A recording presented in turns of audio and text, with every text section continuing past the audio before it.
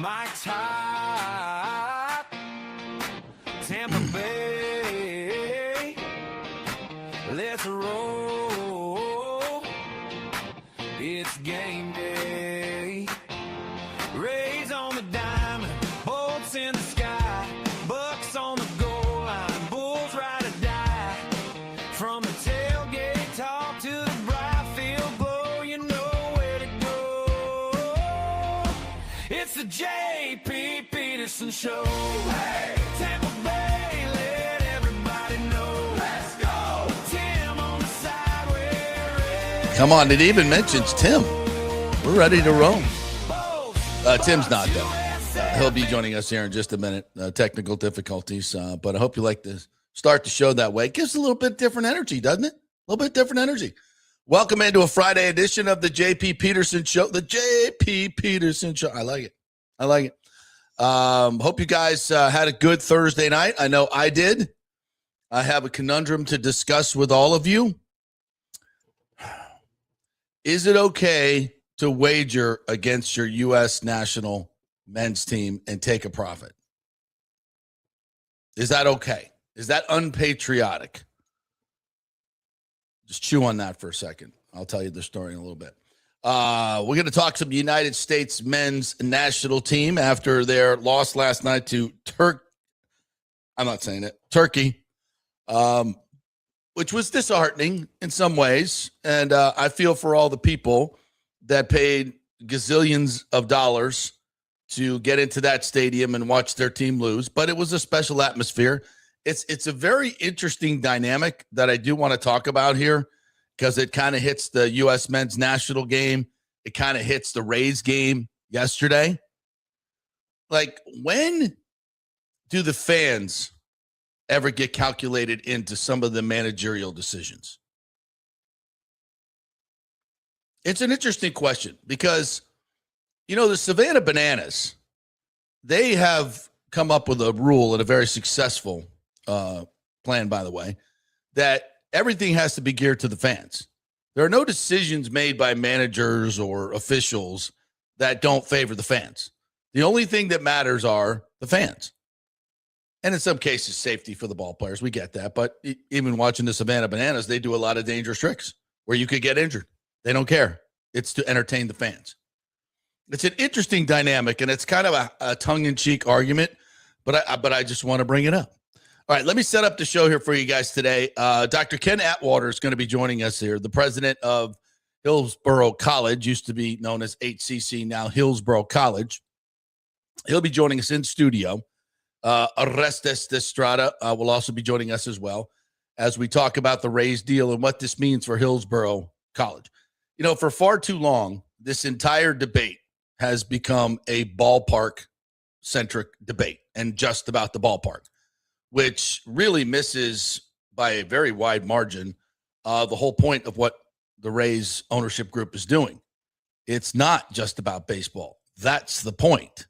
But yet everybody in the media wants to make it just about the stadium and what that's going to cost and what the building of that will cost to the public. They also don't want to talk about any of the benefits. Rarely will you hear any of the media discussing the benefits of the plan, which is interesting. We've done gazillions of stories on how it will negatively affect Hillsborough County, Tampa. Well, we've, in a lot of ways, contrived many, many stories of how it could possibly, in a small fraction, not benefit the community. And those are the things we're going to highlight. We're not going to highlight 55, 75, $100 billion in economic activity. We're not going to highlight the fact that you're building a tax base in the same urban core area, which is a very efficient way to up your revenues without kind of a huge public cost. Now, it's almost $1 billion. Yeah, it is. And it's $10 billion of private money that's being put in. 90% of this deal is Rays money. Nobody wants to talk about that. And Dr. Ken Atwater will be in here this morning to talk about what it means for Hillsborough College. Now, for a lot of you guys, HCC, Hillsborough College doesn't mean a whole hell of a lot. I get it. But for many people in the hundreds of thousands that have gone there and graduated, if not into millions, and gotten great education that has led to incredible careers, it means a lot. And it's a very inexpensive way to get that education. So the people that can't afford to go to the bigger colleges can go to Hillsborough College. And now they're going to have what essentially will be an almost entirely brand new campus, in a campus that was very dilapidated. And Dr. Ken Atwater will come in here and explain a lot of that and about, updating where everything is. So look forward to him joining us at 11 o'clock. Evan Closky is going to join us at 11:30, and Tim Ham's going to join us right now. What's up, brother? Man, technical difficulties. I got cables failing me. I got a USB extension port that's failing me all at the same time. I just did a show this morning and everything was fine. The gremlins. The gremlins have crept in. Yes. Yeah. So I just literally diagnosed all of this and fixed it like as you were doing the intro. This is how do you first of all, when a cord fails, that's a problem, because I'm always gonna just absolutely, my default is user error when it comes to me. It's always I'm doing something wrong. But then when you finally get down to it, it's a bad cable, you're kind of like, now you're pissed. You're like, I knew I was doing everything right. And this time, it was the cable. It could be me. I mean, come on. Yeah, well, it could always be me in that situation. So absolutely. All right. So that's the show today. So we're going to talk a lot of Rays in the beginning of this and some United States men's national team. Did you watch the soccer game last night with Turkey? I did not watch the meaningless game that should never have been played anyway, because it didn't mean anything, and you're risking guys getting hurt going into a round that does mean something. Why would you play this game? It's because it's on the schedule and it makes a lot of money. This is the way it works, and very, very rarely are these games meaningless because of all the different machinations that go into us. And it's a new World Cup in terms of expanded field, so it's got a whole new deal to it. But the fact that the U.S. won the group for the first time since 1950, it's a big deal. It's a really big deal. But I was kind of, and this is the conundrum I wanted to bring up today, Timmy, because when does it matter for fans? Like, you didn't charge exhibition prices for this United States men's national team game last night. I'm fairly certain those were not exhibition prices, but you got the exhibition team. Mm-hmm. And I totally understand. I put this out on Twitter last night because I'm not a soccer expert. I don't know how these tournaments work. I don't know if momentum is a thing. I don't know if chemistry is a thing. I would think with these national teams coming together, everybody plays for their own clubs and then they come together.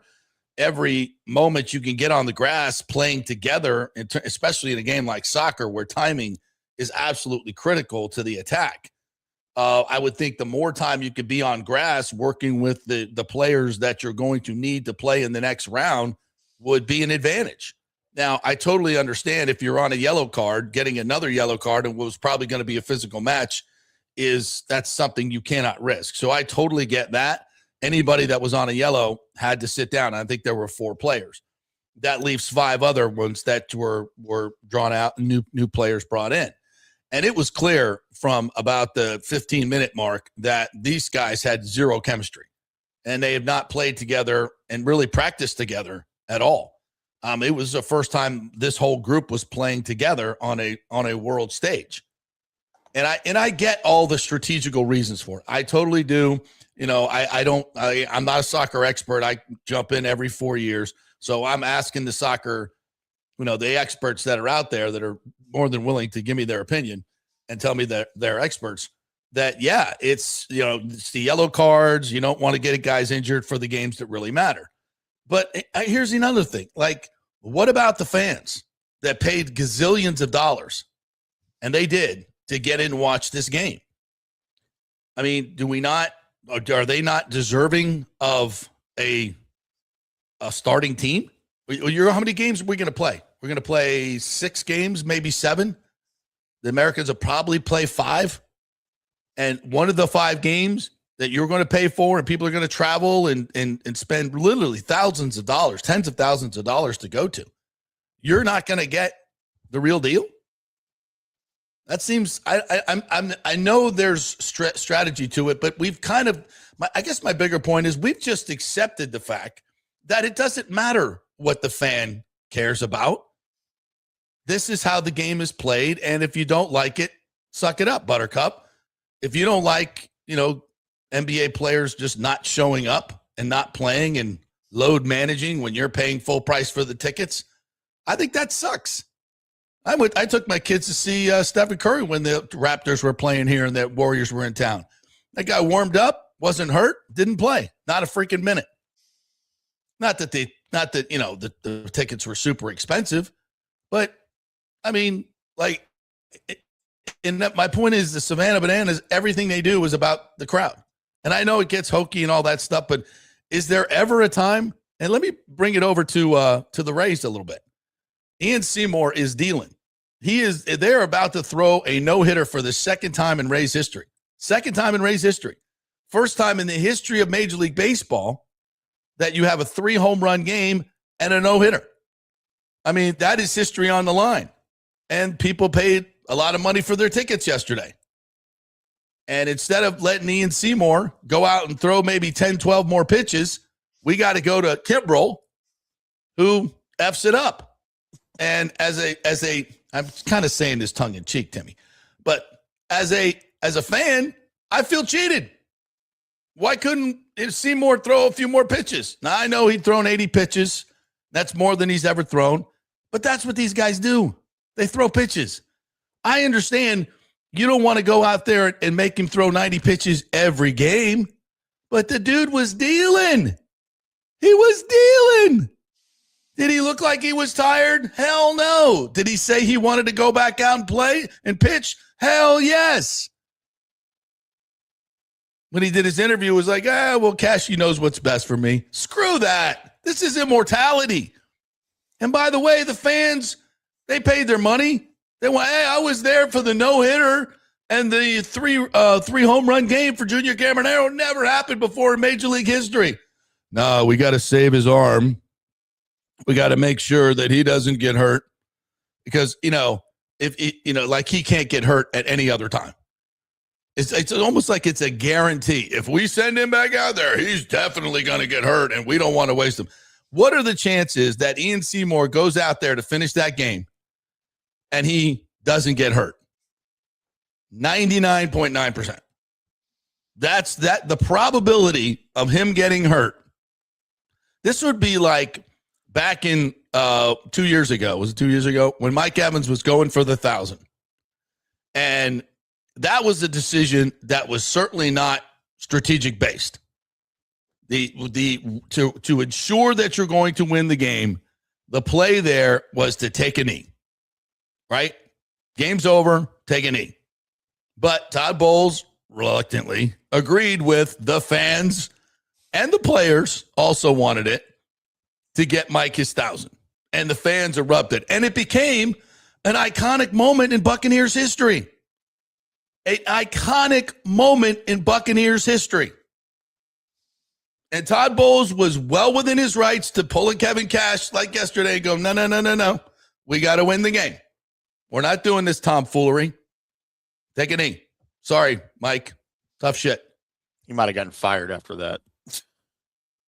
But he's doing the right. I mean, what's the difference in what Cash did yesterday? Okay, I'm going to address all of this. A chance for an iconic moment for the fans. But you are all and you over just the want him place to right go. You just want him to go out and throw 10 more pitches, or maybe even bring in Baker for God's sakes. Well, he might have to pitch tomorrow. He might not have to pitch tomorrow. What are the? Is he definitely going to pitch tomorrow? We don't know, but we got to have him available. Why? Because we have to win 1 of 162. It's an iconic moment for the fans. You think if we were not playing the Savannah Bananas, you think the Bananas are taking him out? Hell no. They're leaning into it. Let's go. No hitter. Why is it always got to be this way? Got to protect his arm, heavily investment. Don't want to lose money. Got to win game. Blah, blah, blah, blah, blah. What about the fans? What about me? I paid for a ticket. I saw people on Twitter going, damn, why did he take him out? Let's go. When he walks back out for the night, he's going to absolutely melt on the mound. Like 100%. Dude's going to, oh my God, it's a no question. This guy is going to get a Tommy John if we send him out there. What are the chances? Close to zero. But yet, that's the decision we have to make. All right, Timmy. Refute that wonderful. Good God. Soliloquy. I don't even know where to start with this. You're going from soccer, an exhibition soccer game, to the Savannah Bananas, to Mike Evans' 1,000-yard it's a great play at the end of the game. Pure genius and brilliance. To NBA load management, to good. Okay, look, first of all, let me address the soccer Back me up, okay? Peterman. Let's go. Since this is where you started, I'm going to start there, the soccer thing. If you are dumb enough to spend tens of thousands of dollars on a ticket to a stupid soccer game, you get what you deserve. All right. Well, okay. That premise is your premise is ridiculous from the beginning. So, okay, you lost that argument. Next. But no, look, from a sports side of it, I'll talk from a sports side of it. You bought tickets to this months ago, right? Knowing this is a tournament, knowing the ramifications of tournament play, right? This game might not mean anything. You knew that when you paid the money for the ticket. Okay. Just like if you buy tickets to the Bucs week 17 game, all right, you buy tickets today for the Bucs week 17 game. That game might not mean crap because they may have wrapped up the division. They may be resting their starters. That's the risk you take when you buy a ticket to a sporting event. Okay. Now that being said, that is completely different than the NBA's bullshit load management crap that we deal with all the time. You buy a ticket to go see Steph Curry play here in Dallas in the middle of the season, and they just decide to rest him? Yeah. You know what? Rest them at home. Rest them on the home games. Don't rest them on the road. They get to see whenever they want. Right. So that's completely different. Number 3. Still really, about JP, the fans getting screwed, though. That's the Savannah Bananas. You're going to bring the Savannah Bananas into all of this? Come on. The reason I bring the Savannah Banana, the reason I know it's ridiculous, but here's the reason why I did it. Because my point is the fans never get included in this equation. I know. They never do, except with the Savannah Bananas. And look who's selling out stadiums. And that's because you know why? They haven't forgotten the fan. Because it's not real. All these other leagues have forgotten the fan. This used to matter. Like it used to matter to players like, no, I got to go play. There are people, players used to say this, Tim, and it was the right thing to say. I heard Cal Ripken say it the other day. It's like, yeah, I played every day. You know why? Because people bought tickets and they expected to see me play. Like that, players would laugh at that right now. Oh, that's funny, man. I agree with that. Yep. They would. And that should be the default. That's all I'm saying.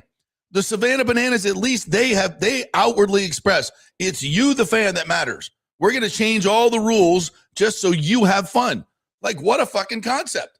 And I'm not asking for that in NFL. That's not what I'm asking for. My point is the concept of the fans ever being part of this equation has completely evaporated. At any point, do you think Kevin Cash went, well, you know, there's a nice crowd today. There's like 15, 20, 16,000 here. Maybe they want to see a no-hitter. No. And I'm sure he thought Kimbrel would be able to bring it home. I get that. But it's not the same. It's like Ian Seymour's doing the work here. It's not a Blake Snell moment, good God. Right. But it's, you know, there's some elements to it. Like, just fucking let him pitch. He's not going to fucking die out there if he goes one more inning. But what if he does? Well, guess what? What if he trips over his bat on the way back? I mean, shit happens. You got a chance for immortality here. I agree with all of that. I agree with all of those things that you just said. I also agree with the fact that a manager, a coach, whatever, cannot base his decisions on what he thinks the crowd wants to see. I think there's a fine line there. I think there's a fine line there. Like the Mike Evans situation. Let's go back to that. Entertainment. If Bowles had decided, I get it. It's also his job that he's paid to do to make decisions to win on the field. Monkey entertainment. He's not paid to be an entertainer. He is paid to be a manager. No, it's all right. And I'm not defending Kevin Cash. Okay. Don't ever mistake that. Okay.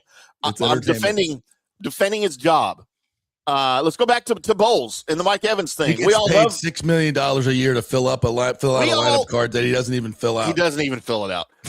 We all love that Mike Evans got his 1,000 yards. Fun with this. It's nothing personal. Yeah, nothing personal. We all know that we all love that Mike Evans got his 1,000 yards, right? And Bowles, iconic moment. To my point, an iconic moment. What if he'd gone out and got hit? What if? Dropped the ball, and he had his knee blown out on that play? Everybody be lighting up Todd Bowles. Why did you take a knee? If that's your basis for every decision, then he should never be on the field. Well, maybe he might get hurt. Don't put him out there. That's not the same argument. Yes, it is. 100%. That's your Savannah Bananas argument. Is what that is. It's 100%. I'm just saying. Look, I get it. I get both sides of it. Okay, everybody wanted to see a no hitter, but what if Kevin Cash? Let's just say this. What was more important in that moment, the no hitter or the win? No hitter. Absolutely, I no hitter. 100%. Take the risk to get the no hitter. I absolutely agree with that. It's one of 162, and actually, it's one of a bazillion. It's never happened before in a Major League Baseball game, and I'm sure Cash didn't know that.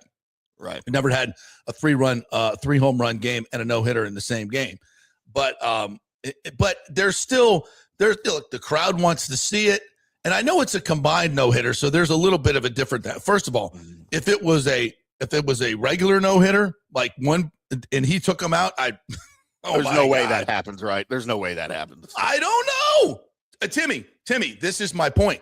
I don't know if that's Rasmussen and he's at 110, and I don't think he's ever gone over 90 this year. That's not even a lot of pitches. I know, but you don't think he would have taken him out? Hell yes, he would have taken him out. This pitch count argument is ridiculous. I know and I get the accumulation, but if you're in a moment and there's a dude that's dealing like that, there are times. I mean, everybody knows that it's called the flow state, right? When you get in the zone, you get in the flow. Everything is working. Your timing is everything is perfect in your swing, your pitch, whatever you're doing, and it's just your stroke. With basketball, you're in the zone. If you, as a manager, as a coach, for you to in any way intrude upon that is absolutely the antithesis of what sports is all about and paying money to see sports. This dude is in the zone. Nope. Let's go get the 37-year-old with the ponytail. Which brings into question all of Kevin Cash's decisions, right? Not just that one. There's more. I mean, I know we're having a little bit of fun with this, and I totally understand the reasons why. But there are other reasons too that we never, and it has become the default now, that the fans never get included in any of this. And they're supposedly the reason we're doing it, to make money to get them to come, but they don't fucking matter ever. We're gonna gouge them at the beer stand. We're going to gouge them at the hot dog stand. We're going to gouge them for parking. We're going to gouge them for everything. And if you think you're going to see your stars play just because you paid top dollar, F you. That ain't right. And that's the basis of all of this. This game is not right. Sports is no longer for the fans. No, it's for the exactly. Owners. Yeah. It's for the owners. It's for the guys, people making money. Yep. And you say it. And what is always the retort on all these? It's a business. Mm-hmm. Well, you know what? That sucks. Your business sucks. Your business model sucks. But you know what? There are limited seats and lots of fans. And people want to be there. And, everybody makes their decision. I know how the world works. But I'm just going to be this old man yelling at the clouds. What about us fans? Do these, when we peel back the curtain, and I know the JP, those days are long gone. But does every coach have to make $20 million? Does every quarterback got to make $55 million? Everybody have to make this much money? And I have to now pay triple of what I paid 5 years ago to go see a game or go see a concert? It's out of control. And in the end, the fans don't matter at all. And I'm just going to speak up for the little guy. That's all I'm doing here today. And I think I just want to go on the record and saying it's just business. Screw your business. Mm-hmm. I'm going to a Savannah Bananas game. There's one way to counter this if you're the fan. Stop paying money to go to the games. Absolutely. Stop paying $18 for a beer. Bring your own beer. Highly recommend it. What we used to Highly do. recommend it. You know, you can't sneak beer in, but you can sneak an edible in. We used to sneak beer in better. the old our much old smoother, Arlington Stadium much when smoother I was night too. By the way, I was about 15 years old, sneaking beer in my cargo shorts into Arlington Stadium. I was 15. I once took a garbage bag full of beers into the night. This is a true story.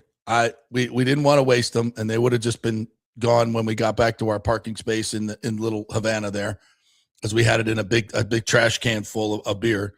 And so he said, I'm like, well, if they take it, they'll take it, and then we're going to lose it anyway. So I literally walked into the 1983 Orange Bowl. Miami beat Nebraska with a garbage bag full of beer and ice on my shoulder. Thank you very much. And the guy didn't stop me. JP in 1989. What's in the bag? Beer. Okay. In 1989, I'm 19 years. I'm not even 21. I'm 19 years old, and me and my roommate snuck a case of Miller Lite into a Robert Plant concert at Reunion Arena. Not a boy. White Snake and Robert Plant were How playing. did you get a case in? So we both wore trench coats. It was October. It wasn't even really that cold, but we both had our trench coats, and it was just the cans. They didn't have the tall boys yet. We just every pocket, interior pockets. We both had 12, all in the jacket, and we're walking super stiff, and the thing's weighed down, you know. And we just walked right, ticket. They didn't have scanners and crap like that yet. We just walked right, but got to our seat, never freaking left our seat. No. Except to pee. We had to pee, but those were the days. Man.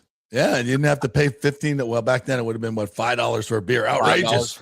Outrageous. Dude, I used to go to Maverick games in the 90s where the ticket to get in the arena was $4 and beer was $5. Yeah. Oh. And the players made a few $100,000. They were good. Yeah, they're fine. Not anymore. We got a super chat from Mr. King who said, good morning, JP. Appreciate your coverage of the stadium deal. Let's hope the city can get there ahead out of their A's or Salt Lake City or whatever. We'll have a new baseball team. JP for city council. Listen, I've been having, a lot of private conversations about this and bringing you guys the information on a daily basis. But, yeah, there hasn't been a negative article about the stadium in like a week and a half, and everybody's like, what's going on? What's going on?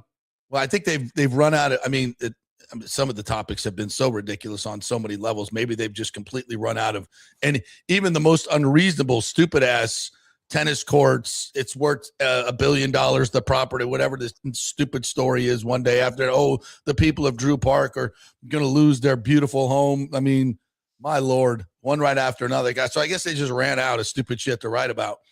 But, the negotiations have been going on behind the scenes very well. The city council, including Bill Carlson and Guido Maniscalco, who are basically the swing votes here, I'm hearing that they are asking the questions and they're negotiating the documents to get where they need to be. Not them personally, but the group is like, okay, this is where you want this money to go. This is how this is going to be paid for. Okay, but we can get the money back. Yep, that all works. Okay, good. So much of this negative stuff that I told you about was all part of the process. And it's just the politicians that need to get their questions answered, getting their questions answered. Most of the time, this doesn't happen in the public. But in this particular case, it did, because the forces that be at the TBT or the TBBJ and all these other ones, they get hundreds of thousands of clicks when they write negative stories about the stadium. So it just became a cottage industry. And it was really nothing to do with accurately reporting what was going on. Yeah, sure. I'm not saying they fabricated the stories, but there's pieces of things in the way you construct a story, and it's 99% negative and you never talk about the benefits. Then that's just the way that's not accurately reporting the entire project. So, but that's getting clicks, and that's what their business is all about now. So that's what you get. But the real work is being done behind the scenes, and the real votes, not the TSA votes or the strongly worded letters from the TSA, not those meaningless things. The actual real votes will be taken, and those people have been educated and understand what the deal is and how good it is. And Dr. Atwater will pontificate on that when he comes into the studio. And if you care to listen about all the great benefits that this deal is going to bring, he will enumerate them for you.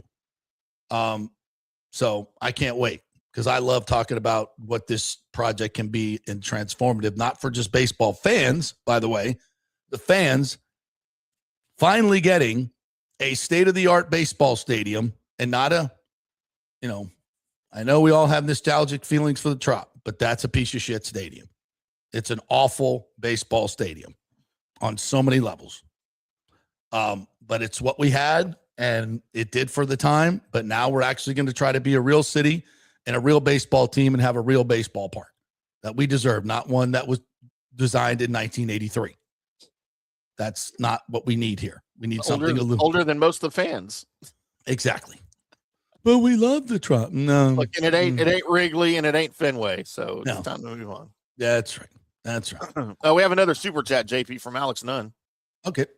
From Alex, $5. Thank you very much. The cash like we about to make history. Let me put the worst pitcher in Major League Baseball, hoping all over the league. It's a little disjointed there, Alex, but I get your take. I probably didn't read that well, but yeah, it's like, why are we forced to take him out of the game? Like, we have to do it. Did anybody address this in the post game? Yes, that was asked. It was asked to him. I sent you that clip from MLB. I don't know if we can play it, but I got it. Yeah, I was ready to play it whenever. Yeah, let's play it. Let's play it. At what point are you thinking this is a combined no-hitter, or was that known at any point? Yeah, I mean, I was thinking, I haven't really pitched with guys on base yet today, so I sort of noticed it. Usually there's guys around. All right, so, yeah, seriously, though, did you know, like, because you're not thinking, you know, the guy in front of you gave up no hits. You just know he's pitched well. Now it's my turn. At what point did someone say, hey, guess what? Or did anyone say it? No one says it. Definitely not that. But, yeah, I could just sort of tell after the fifth or sixth. I was like, I got to keep not giving up base runners here. Did you want to close it out? You could have closed it out. I don't know if you get a save for that. You're up 13, but you go in 8 innings in relief. Did you want to close it out, or did Kevin Cash say anything to you? Yeah, you always want to finish a game that you have a chance to finish. But, I mean, I trust Cashy. They're always looking out for my best interests, and I'm just happy we got a win today. Blah, blah, blah. Seymour Yonder Alonso here. Look, I know you've got a really good fastball. Your ERA is lowered a ton, but I thought today your changeup was really good, man. When did you start feeling where that changeup was really going to come into, where you can just throw it in any count? Take him out. Yeah, sometimes it'll be a little finicky, like right from the get-go, but as long as I get a couple innings underneath me, usually I'll find the feel for it. So I'd say after the second up, I had pretty good command of everything. Take me through your inning, right? Like, when do you get started? Do you know you're going to come in after the first? What goes through the mentality of a guy that's coming in after a relief pitcher like that?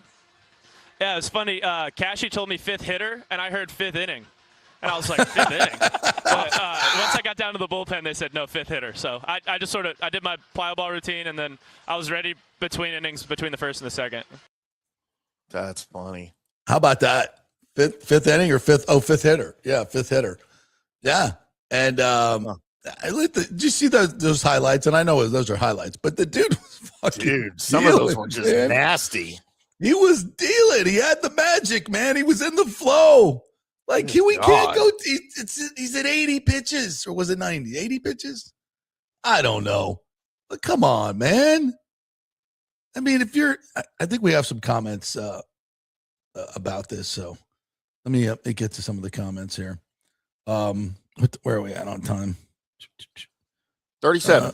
Okay, let's take a break. We'll come back and we'll get to the comments. That way I can approve your comments and look at them and kind of go through them. So we'll take a quick break here. We'll come back on the other side and see what you guys think about fans first. God damn it. Fans first, right? How about that idea? Hey, we're brought to you by the folks at Genesis of Tampa. They care about the fans. It's all about the fans at Genesis of Tampa. It's all about you, because they know once you come in and sample the service, the way they do business, that you're going to be a lifelong customer. I went through it.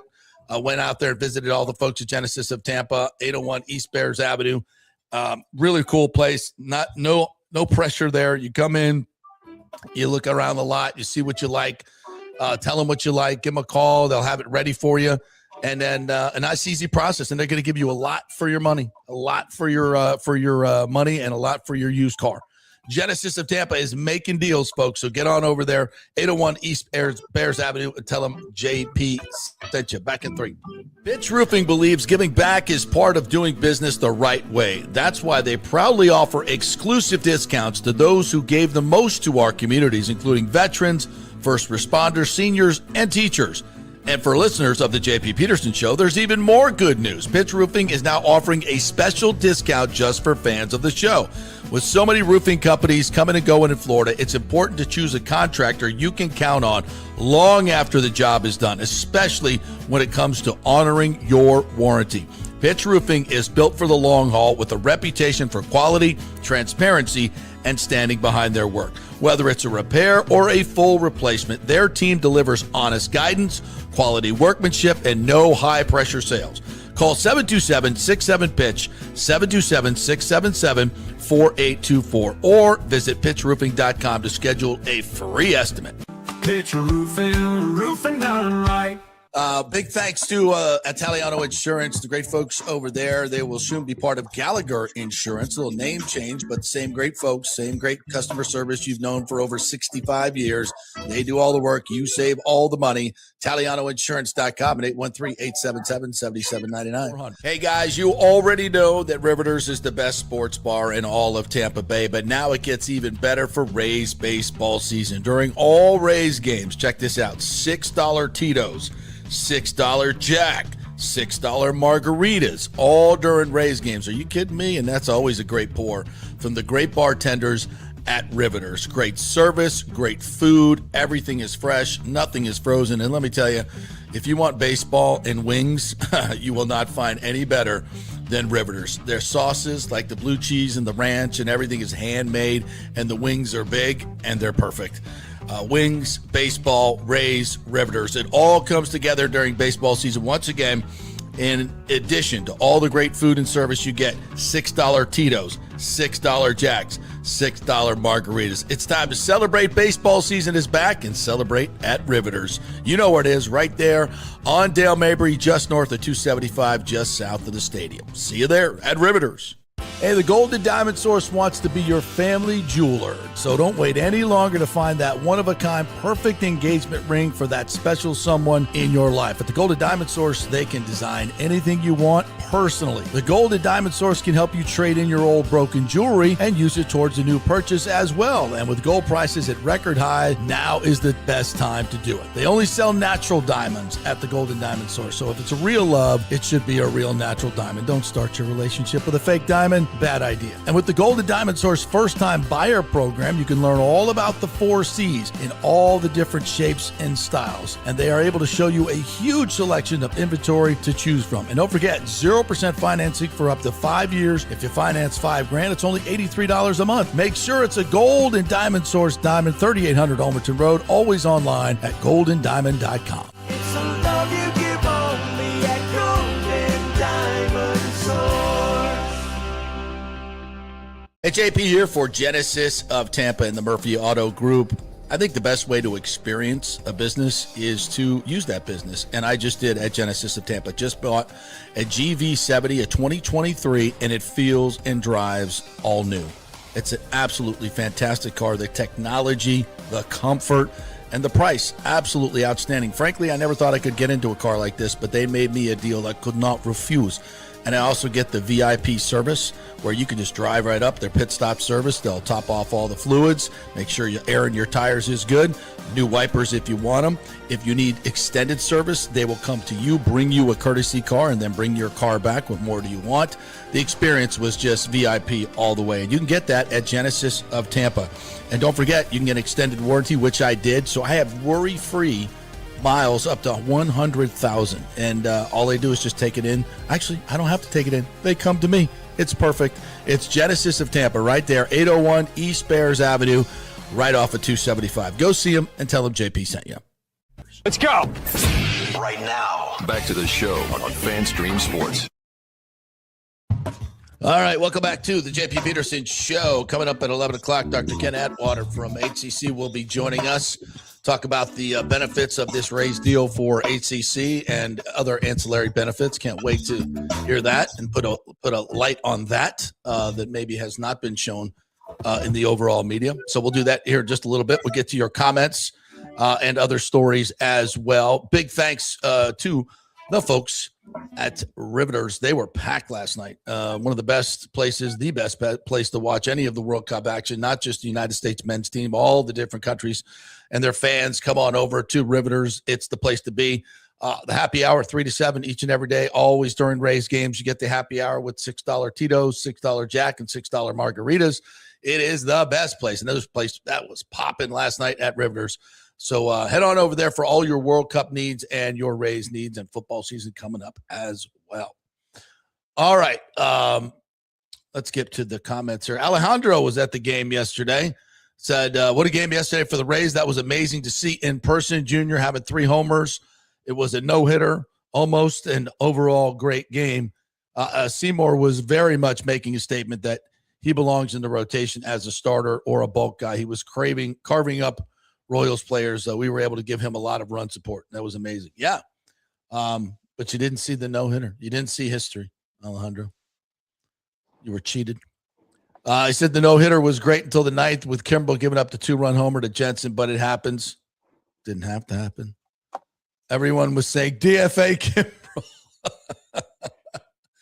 Not his fault. He was sitting there watching like everybody else, and they told him to get up and pitch, and he's like, what? That guy's doing fine. Why you need me? That dude. That's pretty funny. Think a pitcher's ever just said no? Oh, yeah, of course.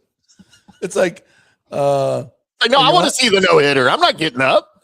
Like, exactly. It's like, yeah, why? I don't want to spoil that.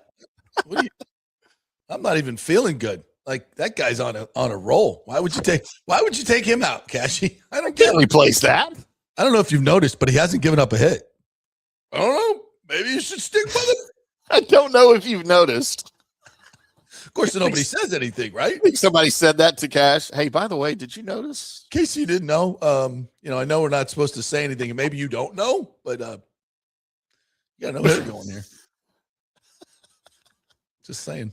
Oh, well, look at that. I didn't even notice that. I don't know if that was my best Kevin Cash impersonation, but it's like, and by the way, we have this argument all the time. If you're an announcer, you can't jinx anything. You can't do it. They don't hear you. They don't, unless there's TV on in the dugout, they can't hear you. Now, the people that are joining in the broadcast every 5 to 10 seconds, who don't know what's going on in the baseball game, it is your job to inform them. So if you're doing a baseball game, it's a bit of self-importance, I think, too. Like, people think that whatever they do is going to somehow affect the game. Like, right. You can't talk about it. Now, you don't go up and talk to the player about it. That can definitely affect it. But if you're in a broadcast booth, it's your job to inform the public what's going on. So don't be I'm sorry, I know it's baseball tradition, but that's silly. It's really quite silly and self-important. Let me ask you this, JP, because I know broadcasters here with the Rangers on both sides of that fence. Our great Eric Nadel, that's been with the Rangers since the 70s, who is the voice of the Texas Rangers on radio for obviously all these years, will not use the words no-hitter when there is a no-hitter. He will, however, dance around it and say, that's so silly. Jacob deGrom is not allowed to hit through 7 innings, but he won't use the word no-hitter. Okay, well, that's fine. That's fine. But he'll address it. As long as you're disseminating to the public what's going on, which is, by the way, your primary job. Right. And he will, by all means, or he'll say things like, the Blue Jays don't have a hit yet tonight.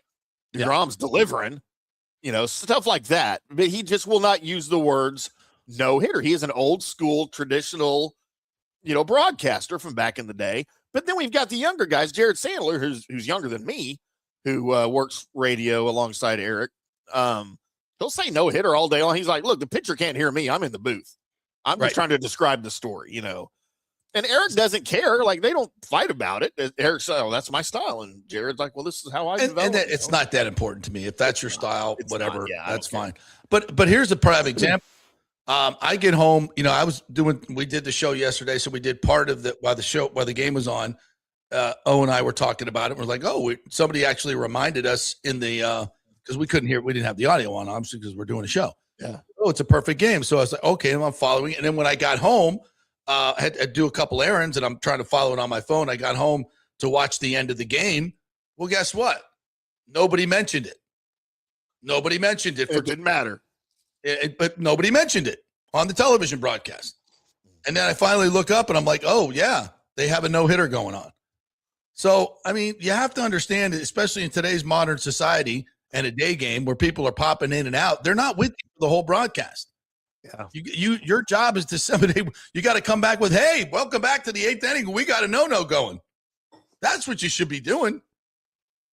Not, hey, welcome back. And there's a shot of the scoreboard that shows that there's a 0 up. I mean, what are we doing? Well, if you're on TV and they're showing the scoreboard, I mean, that would be fine to me. Just look at the freaking scoreboard if you know baseball. Yeah, but you're also got it on in the background and you're doing, putting the groceries away and doing things, Just say it. But if you're on the radio, you have to to somehow. say it.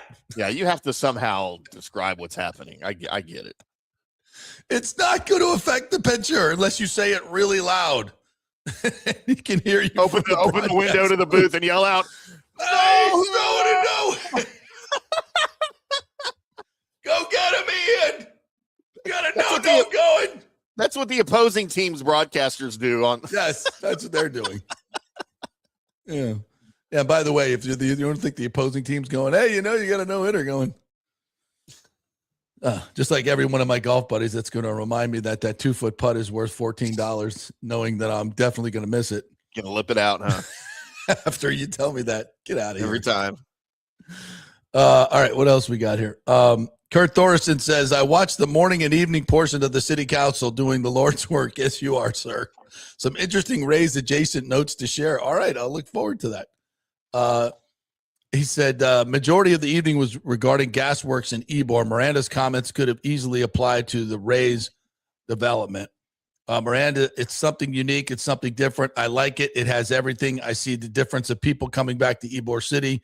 You have a vicinity here that has everything that you need. Yeah, it's great.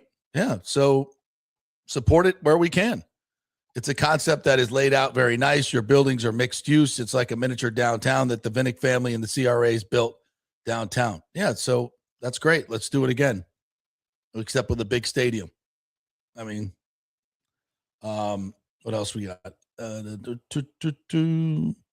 Sheisty's in today. Says that's fine. Supporting your team and supporting your wallet are two different things. Yeah.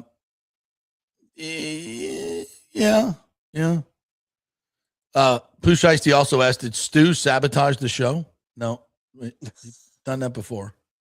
Yeah, not allegedly. Today. It was just me.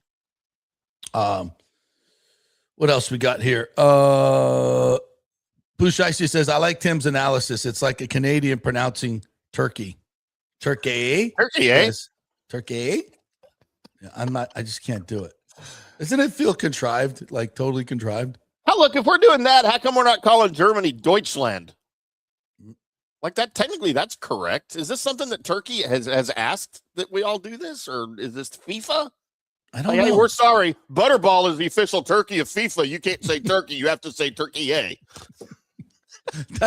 It's got to be money related. I think you're right. It has to be money related in some way. Kurt says, because if you don't do it with something about tourism, something else will. What do you do with success? I'm not following all this. I'm sorry, Kurt. That was probably out of context, so my bad. Probably not the best way to disseminate all those great points. For Dr. Atwater, since Hillsborough College and all community colleges are tied to the state and DeSantis supports this Ray Stadium, how much outside pressure is Dr. Atwater facing? It's an interesting question because a lot of it is politics. But what it comes down for it, and I'll let him speak for himself, is that, you're getting $150 million in money to redo your college. And that's coming from the state. And it's much needed. There were a lot of buildings that needed, there was $80 million worth of deferred maintenance that was needed on those old buildings. So this is, something with this, that's why this project is so brilliant and wonderful, because it does so many things at the same time and makes the best use of prime property that was not being used very well and was not being used to generate any revenue. And now it will be. So, yeah, of course he's going to, I would think it's a big reason he would be for it. Alejandro says, I will say, JP, while the U.S. team lost, which sucks, and as an American, I'm sad, but in all honesty, I feel like this World Cup is going to be the final one for either Messi or Ronaldo. One of them will win. Yeah, I think, we talk a lot about the United States men's team, but they're not winning this, folks. I mean, it's a fun story to talk about. It really is, but they're not beating Spain. They're not beating France. And of course, we all said they're not going to beat the Russians in 1980. That's right. So, and if they do, I cannot wait. It may be the greatest story of my lifetime if they win this World Cup. In terms of sports and underdogs, it would be every bit equal the 1980 hockey team. Absolutely, it would. Except hockey is a real sport. I mean, soccer's just an activity. I mean, I don't even compare the two. Then there's that. Yeah, Kurt, I apologize. I can't read all these in pieces. It just won't make any sense, and I can't pre-read them. So maybe if you send me an email, I can do it because I really appreciate you doing this and disseminating this information. This is just not the best way to get it out there. So if you could combine those in an email, I'll read that email. You got my email, so you can do that. I appreciate that. Pusheisty says we're fighting over $80 million on an $8+ billion deal, literally 1% of the total investment. Yeah, when you're talking about what the city council is voting on, yeah, I think we kind of lose sight of that. But without it, we really, it's not just the amount of the money; it's the fact that the city participation has to be key in this. And I really think we're going to get there. All the news from behind the scenes is really good. Aviation says, speaking of momentum, I feel that this game last night, talking about the national team, might have halted some of America's momentum. I don't know what squat about soccer, though. Yeah, I'm with you on that. And that's why I put it out there last night. I don't know if this is a momentum thing, and listen, Pulisic came in and he was absolutely genius. He is fantastic. Watching him play soccer is worth the price of admission. And I'm glad the people that paid at least got to see him. If he didn't play, I thought that would have been a shame. And that was a great moment. And I don't know if that was fan related or not, but he needed to play because he would have gone like 3 weeks without playing and then put into that particular moment. So that would not have been a good situation, but he was absolutely fantastic. The defensive part of the American side last night was really bad. There were holes everywhere, and Turkey exposed them and won late in the game. So, Timmy, I have one other conundrum before we hit a break. So last night when I heard the U.S. was going to start 9 new players, and I knew that Turkey, there was a lot of pressure on them to save face because they're getting bounced, and that's a big disgrace for their national team. They had high hopes. So I knew that they would come out and play their best game. So I put a little parlay down on Turkey plus 1.5 and the money line. Parlayed that. Made like $40 on that. Is that unpatriotic to do that? No, it's just sports. Sports. It's simply sports. There's no patriotism in betting. No patriotism in betting. Just like, there's no fandom in sports betting, right? Cowboys fans bet against the Cowboys all the time, and usually they win. I was a little ashamed of myself as that last flurry happened, and I'm like, I hope Turkey scores here because that put me over the top. So, yeah, I was kind of happy when it went in. I felt bad. I felt a little unpatriotic, but it's an exhibition then, I'm told, so it doesn't really matter. All right, we're going to take a break. The doctor is here. The doctor is in. All right, the doctor is in. We'll take a quick break. We'll come back on the other side. Hillsborough College President Dr. Ken Atwater will join us to talk about this Rays deal and all the great things going on over at HC. Stay with us. Well, the folks at Third Generation Plumbing and AC want to say thanks for making them so dadgum busy. Of course, advertising on your favorite Tampa Bay sports talk show helps, but it's their incredible customer service, honesty, and integrity that have earned them tons of 5-star reviews. And now you could be part of the team at Third Generation. Yes, they are so slammed, they need to hire more certified AC technicians and plumbers. It's a great family business to work for. My buddy John Rodriguez runs an old school family business since 1995. They pay well, give you all the holidays off, and they offer great benefits. No cold corporate atmosphere here. You're part of the family. If this sounds cool to you, call them and apply at 813-961-8024, or you can email your resume in at thirdgenerationplumbing.com. Just go to the website, you'll see the button, email them, or call them at 813-961-8024. And don't forget about the $169 yearly maintenance special. It's a no-brainer, guys. thirdgenerationplumbing.com, and they also do AC. Ciao, Paolo Tini here, owner of Caffè Paradiso, voted number 3 People's Choice Award on Open Table. I want to thank all our loyal family of customers that have been enjoying our great traditional Italian dishes we make from scratch every day. It's a great family story we're proud of. Our family moved from Rimini, Italy in 1984. My dad, Caesar, started Donatello, and that's where I got the start in the restaurant business. I started Caffè Paradiso on South McDill in 1995, and we've been there ever since. From our traditional ossobuco, a veal slow roast for 4 hours, to our daily fresh catch, the Gruppo Paradiso, with a piccata sauce and lobster claw meat, homemade pasta like lasagna, farfalle salchicha, which is a bow tie pasta homemade with fresh sausage. Hold on a minute, JP's favorite. I love it. So come and have a glass of wine with me on South McDill. Get a reservation on Open Table and see all our 5-star reviews. Ciao, see you soon at Paradiso.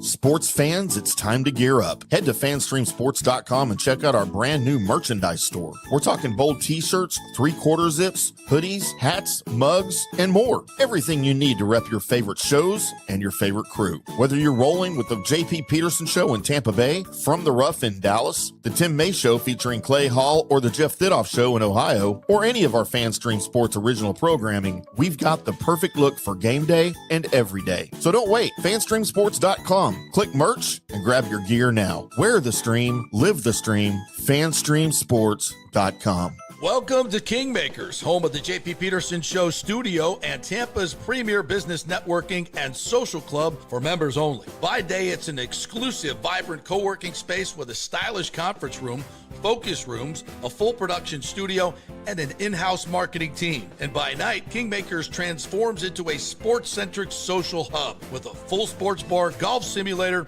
and exclusive events. For young entrepreneurs and seasoned professionals, it's the perfect place to work hard, play hard, and make big moves in Midtown Tampa. Close the deal, celebrate the win. Only at Kingmakers. Become a member today at kingmakerstampa.com. Your business, your club. Hey, JP here for my concierge medical professional, Chris Lugo, PA. You've heard him on the show for a couple of years where he shares invaluable medical, nutritional, and supplement advice. With Chris, it's like having a medical provider as your best friend. What I love about this concierge service is the convenience and support he offers. I can text or call him 24/7 with any questions or concerns, and he'll promptly call in a prescription if needed. No office visits or copays required.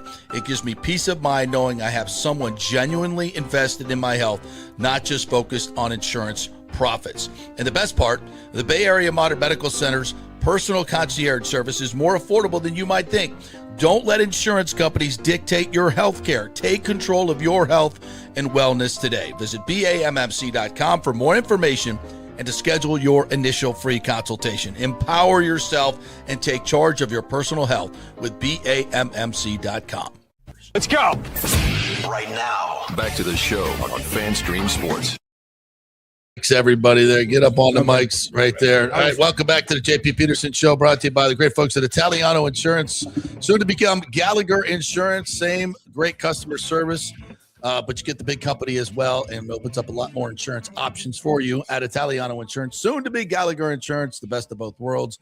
813-877-7799. All right, we want to welcome in the great Dr. Ken Atwater, fresh off the golf course. I love it. How are you, Dr. Atwater? And Orestes is here, the big O. You guys are longtime friends, so thank you so much for coming in. Thank you. Thank you for the invitation, and thanks for the invite. Yeah, you're also a big baseball fan. Oh, huge.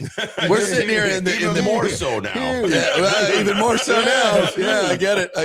But we're sitting here debating the no-no yesterday. I'm like, leave Seymour in. Just leave him in. Let's go. We'll try to do some history here. Well, let's not lose sight of what's important. They say 13 runs are great.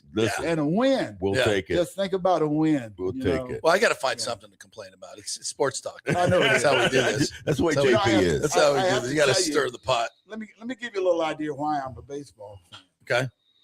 my father played baseball and played in these, I guess, these fun leagues. And these leagues, rec leagues. Yeah. And he played with a guy named, I don't know if you remember him, Walter Bonds, played with Houston, got drafted. But he and my father were childhood friends. How about that? Yeah. So you grew up in Jackson, Tennessee? Jackson, Tennessee. And so one of the things we did was seasonal athlete, football, baseball, and basketball. The way it should. Whatever the season was. That's right. And Seasonal ran track. athlete. Whatever. And ran track. And ran track. And ran track. And so forth. You grew up with Ed Too Tall Jones, too? Yes. Yeah. How about that? Yeah, I credited him being able to run as fast as he was chasing us. So he was big and fast. Oh, yeah. That was, he was a big man. I always laugh. He was 6'9" and weighed about 290. And the Cowboys clocked him in the 40 at 4'7" or 4'8". Oh, my God. Yes. My Lord. I never knew that. Yeah, he was. I remember him playing. No, I loved watching him play. I just didn't know he was that fast and that athletic. He could run. I mean, all the kids in the neighborhood, as you can imagine, nobody was as big as he was. He grew a foot one summer. A full foot. 12 inches. Yeah. We're in the 6th grade, and we all take summer break, and we go back in the 7th, and we look up, what happened to you? Yeah. He's 6'9" now. Yeah, he's a big guy. But baseball is obviously something you love. And thank you for the Hillsborough College Tampa Bay Rays. Show that off a little bit on the side there, guys. You got it. No, on the other side. Yeah, there it is. There it is. Come on now. Thank you very much. What a great opportunity that the college is sitting in to partner with the Rays. Yeah. But first of all, the opportunity to actually be a college and be an integral part of a Major League Baseball team is phenomenal. There's no other place in the country where a college actually sits on a piece of property that is both the home of the Rays and the Hillsborough College at the same time. So puts us in a very unique situation. Yeah. And I got to ask you this, because it's been one of the things that has really burned me about this whole process is from the very beginning, we've been talking about the entire project. When I first heard of the project, because I've been covering this a long time, and I'm like, Ybor City is a great place. And then I heard Hillsborough College, and I'm like, I don't know about this. And then the more I heard about how the deal was going to work, I was like, this is perfect. I mean, this comes together in such a wonderful way for the community. And it really starts with Hillsborough College, because I think you need to tell the story of what you were facing with where your buildings were at, and you needed a cash infusion, and it was really hard to get that money. And the only way it happens is the Rays show up with this great plan, right? That is true. Everything you said is true. We have probably about $75 to $100 million worth of major renovations we need to do at the Del Mabry campus.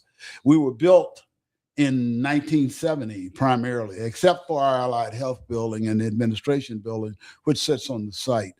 But other than that, most of the buildings were built in the 70s. So we need upgrades. I mean, you can think about it. The 70s to now, what we're looking at, 50 years? 50 years. Yeah, 50 years. So it needs upgrading.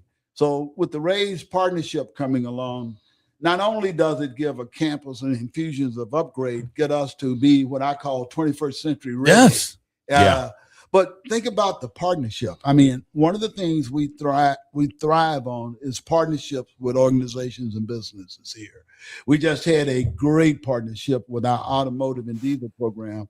With Advanced Motor Parts, talking about toolboxes and tools for people to get jobs and be automotive technicians and diesel technicians. That won't be replaced by AI. Yeah, great partnership. So it's in our DNA to reach out to community partners, and what better partner to have than the Rays? Yeah, and the reality is too that no disrespect to community colleges around Florida or the world or the United States, the monies tend to go different places. Yes. So and it rarely falls properly to you guys or immensely to you guys. Let me give you an example of what we were trying to do. And without the Rays, we would not be in a position to do what we're doing on a rebuild for the Del Mabry site right now. We've been trying for almost 6 years to build a workforce training building on our South Shore campus, which is our fastest growing campus, by the way. And for 6 years, we've been trying to get just development money, $5 million, unsuccessful. Right. In doing so. Right. simple ask. Right. Just a simple ask. $5 million help us develop a plan. Not much. Help a bunch of students. Right. Help And thousands just of think students. about the need for workforce training that Huge. we look south. I mean, with the onslaught of AI, the onslaught of cybersecurity, the onslaught of agricultural drone uses and things like that, we need to be providing the technicians and training because that is the way of the future. Absolutely. That's what we need to do. And we couldn't do that. The Rays come along and put an infusion of what I call economic development for the city of Tampa. And they come along and want to be our partner and be on a site which truly makes sense to have a sports complex. What better sports complex than to have something said with Ray J and the Yankees sitting right there. I mean, we in the heart of Tampa, which is Dale Mabry. And so, and with the campus being there, I mean, I can't tell you the jobs.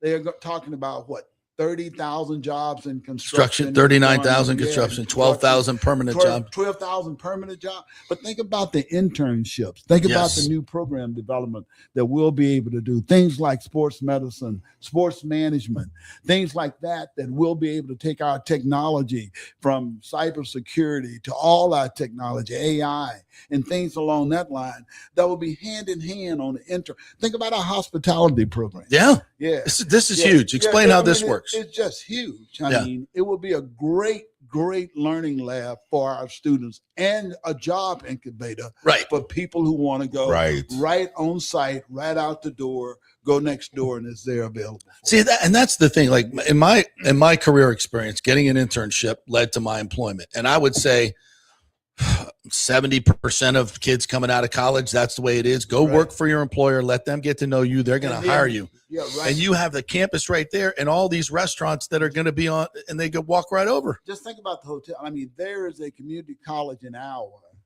that actually is out in the middle of nowhere in regards for our city, but the college has developed a basically on-site 4-star hotel where they actually use that as a learning lab for their students. How about that? Yeah. And you're going to have the same thing right here. Have the same thing right there. But bigger. I mean, the idea of replicating that and being right on spot on the site, not where you have to drive anywhere, but you can walk to doing this. I mean, and let me just put it like this. It's a win-win for us. Yeah. In a big way. Yeah. And it really, I don't want to say it has nothing to do with baseball, but if you're a person out there that's just, I don't want my tax money going to this because it doesn't do anything. I'm not going to the baseball games. I'm like, well, it's still helping you. Listen, I hear people say that they don't want to spend. And let me just say this. To me, this is an investment. Yes. Into the community and investment into what the Rays are trying to do. Right now, we sit on 117 acres, and just recently the governor added another 22 acres to our 117 acres that the Rays are talking about development and so forth. That property generates no tax revenue. Zero. Just $0 sitting there. right now, sitting right there. $0. And when they're done? $0. And when they're done, they're talking about a $55 million 30-year impact. Yeah, that's the economic impact. $55 billion. And $3 billion coming directly back to the taxpayers because of what they're building there that does not exist now. Yeah, it doesn't exist. So there's no tax coming off of that property at all. Yeah. I want to ask the doctor. So you've been the president there, and give a quick little synopsis of your background there and how that came about. My wife said, this is the best job in the world. When your wife says that, it must be good. Why is that, Ken? They know better than Well, most. I always let me just tell you, I have a passion for America's two-year college. Nice. I always have. I mean, I decided when I was a junior in college that I want to be I want to be at Hillsborough, basically, when I decided in junior college, that's what I want to do. and really that came from an instructor and watching the pathway of two of my good friends who was following that pathway a little older than I was, but I could see the success. So the passion for America's two-year college has always been where I wanted to work in doing so. How did I come to Hillsborough? Hillsborough, to me, I've watched Hillsborough since 1997. Okay. I was working in Michigan at Kellogg. I was an executive VP. I knew the former president here, Dr. Gwen Stevenson. Yes. And at that time, there were not a lot of Afro-American presidency in the two-year college arena at that time. Interesting. As you can imagine. So I watched her develop and used her as a model, as there were only about 20 or 30 of them nationwide. Mm-hmm. So I got a chance to learn about Hillsborough. I came to a conference here in the late 90s and basically took that opportunity to learn about Hillsborough College. And 10 years later, I'm working as a president in Phoenix in the Maricopa district. And a headhunter called me, said, you won't believe this, but Hillsborough College, Gwen's retiring, and Hillsborough College is coming open, and I'd like to put your name in the pot. And that's how it started. Yeah. Beautiful. Because once you get here, you don't want to leave, or if you taste it, you want to come back. Let me tell you about Tampa, and I like to do a comparison between Tampa and Phoenix, because I spent 10 years as the president there in Phoenix, and now 15 years here. But the difference, I will tell you the difference, there's more community separation. There's the Mesa, the Gilbert, Chandler Gilberts, there's Phoenix, there's Scottsdale. They're all in their own little separate pot. But when you come to Tampa, even though there are different communities and so forth, but Tampa talk about something as a city, as collaborative. Anything you can do to make Tampa better, you get support all over the region, all over Tampa Bay, as that, is doing that. I agree. So it's not as competitive and more collaborative than anything else. I like that. Dr. Atwater, you see this on a ground level, because I know how involved you are with the students. And you see dreams come true. Sure. And kids that come from not a whole lot. Hold on. Let me tell you, I see 72 years old and I see 14-year-olds. That's true. That's true. Isn't that crazy? So I want you to just really personalize this for what this is going to do. Because listen, I know some kids are going to have to be in portables for a little while. There's going to be some growing pains.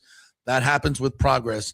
But I think if we can paint the picture of how this personally affects people, kids coming out of high school here in Hillsborough County that don't have the money to go away to four-year schools, that this is their only gateway to real employment and becoming a great part of society. I mean, this is bedrock stuff. This is just, we're not talking about just baseball here. This is life-changing stuff that wouldn't be available if this deal doesn't go through. Exactly. And let me just, I can give you a real live example. And I talked about advanced auto parts. Yeah. I can tell you just yesterday, we had probably about 50 students that were either diesel technician students or either automotive technician students. And advanced auto parts was talking about, how can I make your pathway better to get a job in this industry? And what does a job do? A job changes not only you, it changes your family, changes your kids, changes your mother, your father, everybody you come in contact with, you're in a better position, and therefore improves our community. Yeah. And let me tell you what we're all about at HCC. We're all about the economic health of Tampa Bay right now at HCC. So everything we do is about improving that economic growth and economic health. You described it. Not only do you talk about kids coming out of high school, but people that are re-careering. I can tell you at our graduation, we had a 72-year-old graduating. Really? We had a 14-year-old graduating. A 14-year-old? A 14-year-old graduating. So you can see the gamut, and we're everywhere in between. Everywhere in between. You need to be at graduation and see the faces of students who come by to shake my hand as I give them their diploma. And nearly every one of them say the same thing. Thank you. Yeah. Thank you. Because that changed the trajectory of their life. It does. Hey, listen, white, black, and brown and college bound. Right. Give everybody an opportunity. Hey, look, and it's real diverse. I mean, you see. Exactly. You see, as I said, you see racial diversity, you see age diversity. So, I mean, it's real diverse. Yeah. A lot of women, I have to tell you, the men are trying to catch up, but a lot of women. Yeah. And so forth. Dr. Atwater, when you see the opponents of this deal talk about, we can't afford it. We got the property tax things, and these are all real concerns, and I totally get it. It's a lot of money. It's a lot of money, but I don't think, and it's not just the Hillsborough College, but the benefits across the board. Our media especially has ignored the benefits. They don't talk about it. All they ever talk about is what the stadium costs, what we're giving the Rays. It's not gift to the Rays. It's an investment. And a lot of that money is going to be used to rebuild your college, which are real jobs for construction people. A lot of that money just stays right here in our own pockets for the people that are going to do the work. It's going to make better roads, better firefighters, better police. It's going to provide funds for a better school system. I mean, just everything we want in a community that is thriving and changing that we need. I said it earlier. It is an investment. And look what the return on your investment would be. If you want to think about that, would I invest personally if I could in this investment and get a return that's coming off of this? The answer to the question is yes. Yeah. Yes, in a heartbeat. So you've got to look at it as an investment. And why do I invest in this city? Because this city is where I live and where I want to live. Yeah. And I want everything that everyone else wants. I want rail. I want good roads. I want a good police department, a good fire department, a good first response, a good school system. I mean, I want all of those things, which are the backbone of all successful cities. So it makes this place a great place to live. And besides, for 20 years, I've heard they've been talking about getting the Rays to come to Tampa. That's right. For 20 years. 20 years. They almost got there a few years ago. Yeah, almost dropped the ball then. But guess what? It is here. Yeah, it's right in front of you. Here, right in front of you. And how this all comes together with the college and that it's just it's unimaginable. It really is. Someone asked, well, why hadn't you had a baseball team come to you before? And I said before, the previous ownership group didn't approach us about coming in. No, never even thought of that type of a creative idea. Do you think, because I've been told by a couple of folks in the know, that if you have the college there, the rebuilt college, and you have a baseball team and a football team and all the area and activities, it's projected 9-10 million people would come in, that triggers federal funding for light rail. Oh, yes. And not only federal funding for light rail, that triggers federal funding for the college for sports medicine development or sports management development. They see a better place. We have an opportunity to actually present a picture as to where we can actually show that we're right in the middle of a sports team, from a management and a medicine standpoint. That gives us the leadway for a lot of grants for development for the college to do that most people don't think about. No, you don't. I mean, there's so much that comes with this that you don't think about. And light rail is one of them. Oh, yeah. It's not part of the plan right now, but it accesses all these federal dollars when you bring all these together. I'm going to be selfish because I like to talk about the college. Yeah, I do too. That's why you're here. That's why you're here. I like to be. I'm thinking just the college itself. We have started projecting what the revenue from grants will do for us if we actually get this deal to work with the Rays. Right. And our grant portfolio at the college now stands at about $37 million. We manage probably about 40 or 50 major grants. Nothing like USL, because we're not a research. We're a teaching institution, not a research. But $37 million is huge for us. It's a lot. That's huge for us. We anticipate that once we get the Rays here, the opportunity for us to qualify for more grants will increase that to $10 or $12 million annually. Right. Wow. That's even more money coming your way. That's not being our tax money. Think about this. We have not increased tuition in 15 years at the college. That's huge. That's incredible. Yeah. 15 years. Because everything else has gone up by triple. Right. But let me just tell you, we have added programs and things like that we've done, and we've done that two ways. Oops. Is that It's you? all good. Don't worry about it. Don't worry about it. You're the president of a college. You're going to get called every now and then. We've done that. Even though I know you have your right hand man, lady, Susie Hawley, who usually takes all the, she's sitting right behind us. Your right arm that don't take, like you said, without her, where would you be? You'd be lost. I do want to, in this whole vein there, and tie in like the fact that 15 years he's been here and the news about the acreage, right? Because that's a big thing too. It's not just about the stadium that we're building and the new college that would be allocated and all that, but it's the district that would be developed. Yeah, right. My question is this, and you mentioned it earlier. nothing had been done with that. In the 15 years that you've been here, any ideas, any like district type stuff? Like, let's make some money off of this land. Let's build no builders. So basically you're telling me that zero. Right. And but So when they now say that this, when they say that property's worth $700 million, like the Tropicana Field property, that's probably not true. No, And not unless the Rays are coming. no, not unless the Rays are coming. Right. Yeah, the Rays bring value to the property. exactly. Why would somebody Right. say that? They bring value to the property. That's the Not fine. for it. That's the fine. Hey, listen, I always say the thing I always try to be optimistic and look at where we are Yeah. and where we've come from. Right. Think about it. We're this close. Yeah. And I do say real close because we have a community as a whole that support this project. Correct.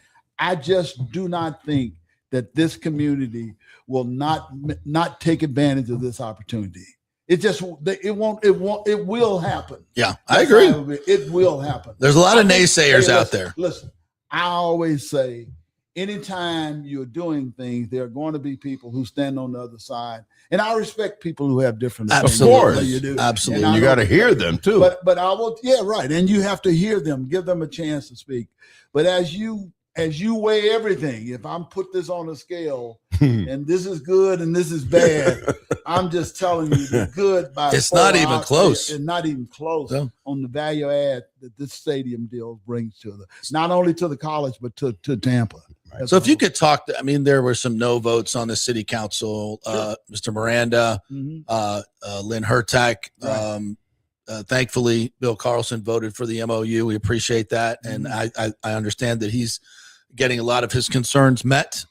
So we might be able to turn that to a yes vote. Guido Maniscalco, I think, is very much in the same way. If you could speak to the no voters and give them a couple minutes, what would you say? Well, let me tell you, I took the liberty to write all the county commissioners and all the city council members, and I wrote them on behalf of the college. And I basically talked about the advantages it would give to Hillsborough College at the Del Mabry site. I talked about the $7,500 million renovation needs. I talked about the needs to change us to a 21st century ready college. Then I talked about the partnerships and opportunity, the internships, the apprenticeships, the opportunity to have jobs right out the door that you can go to and do in the partnership. Then I talked about the Rays as a baseball team, but more as an organization. And basically how committed and time and effort they've given to the college to ensure that our needs are met as well as their needs are being met. I mean, if you take all of those and put those all together, you have a situation where you need to support it. Yeah. You mentioned That's extremely well put. You mentioned the new ownership group. Just from a personal standpoint, you've dealt with them. I'm sure when you first sat down with them, you're like, okay, what's this all about? But they've won you over. Oh, have they not? How have they done that? They keep their word. They tell me something, they do it. That's new for this franchise. I mean, just think about it. I mean, they tell me this is what they want to do. This is how they're going to operate. And they've basically made the college an integral part of their development. And I do say, if you look at their development outline, they've got about three major components they want to break up that property in. And Innovation Edge is the college. Yeah, I love that. I love that name. That means that we are an integral part of that. I just can't tell you the commitment they've done for the college. That's why I like going to community meetings with them so they can understand. You've been at all of them, man. It's really neat to see you always. Well, I have to talk about the value add. The value add to the college is a win for Tampa Bay. Big time. A win for Tampa Bay. And I am selfish. I mean, I won't even talk about all the jobs and the economic impact. We'll take care of that. We'll take care of that. You know, hey, look, people don't realize we had a banner year at Hillsborough College. Last year, we topped nearly 23,000 FTE and almost 48,000 students at Hillsborough College last year. Honestly, I didn't know there was that many. But let me tell you the most. You employ that many people? No, we employ only about 2,600. Right. Yeah, but 48,000 48,000 Wow. students, almost 40. It was 47,000 in some numbers. That's a major college. That come through. But let me tell you the most thing we're proud of. We gave almost 8,000 degrees from Hillsborough College last year. That's a lot of people In making a new life. 2010, we were providing only about 3,000 degrees. Wow. Get a degree, get a job, you change your life. Yeah. That's why, when people, the opponents talk about the reasons why not to, and some of them are just, Sure. but there's so many reasons too.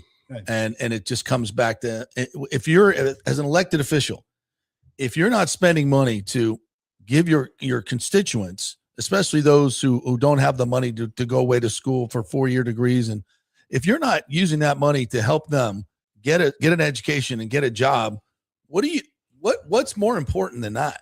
Yeah. Safety. Yeah. I mean, police and fire, but right next to that, your job is if spending money is to invest in your constituents. And what better way than this?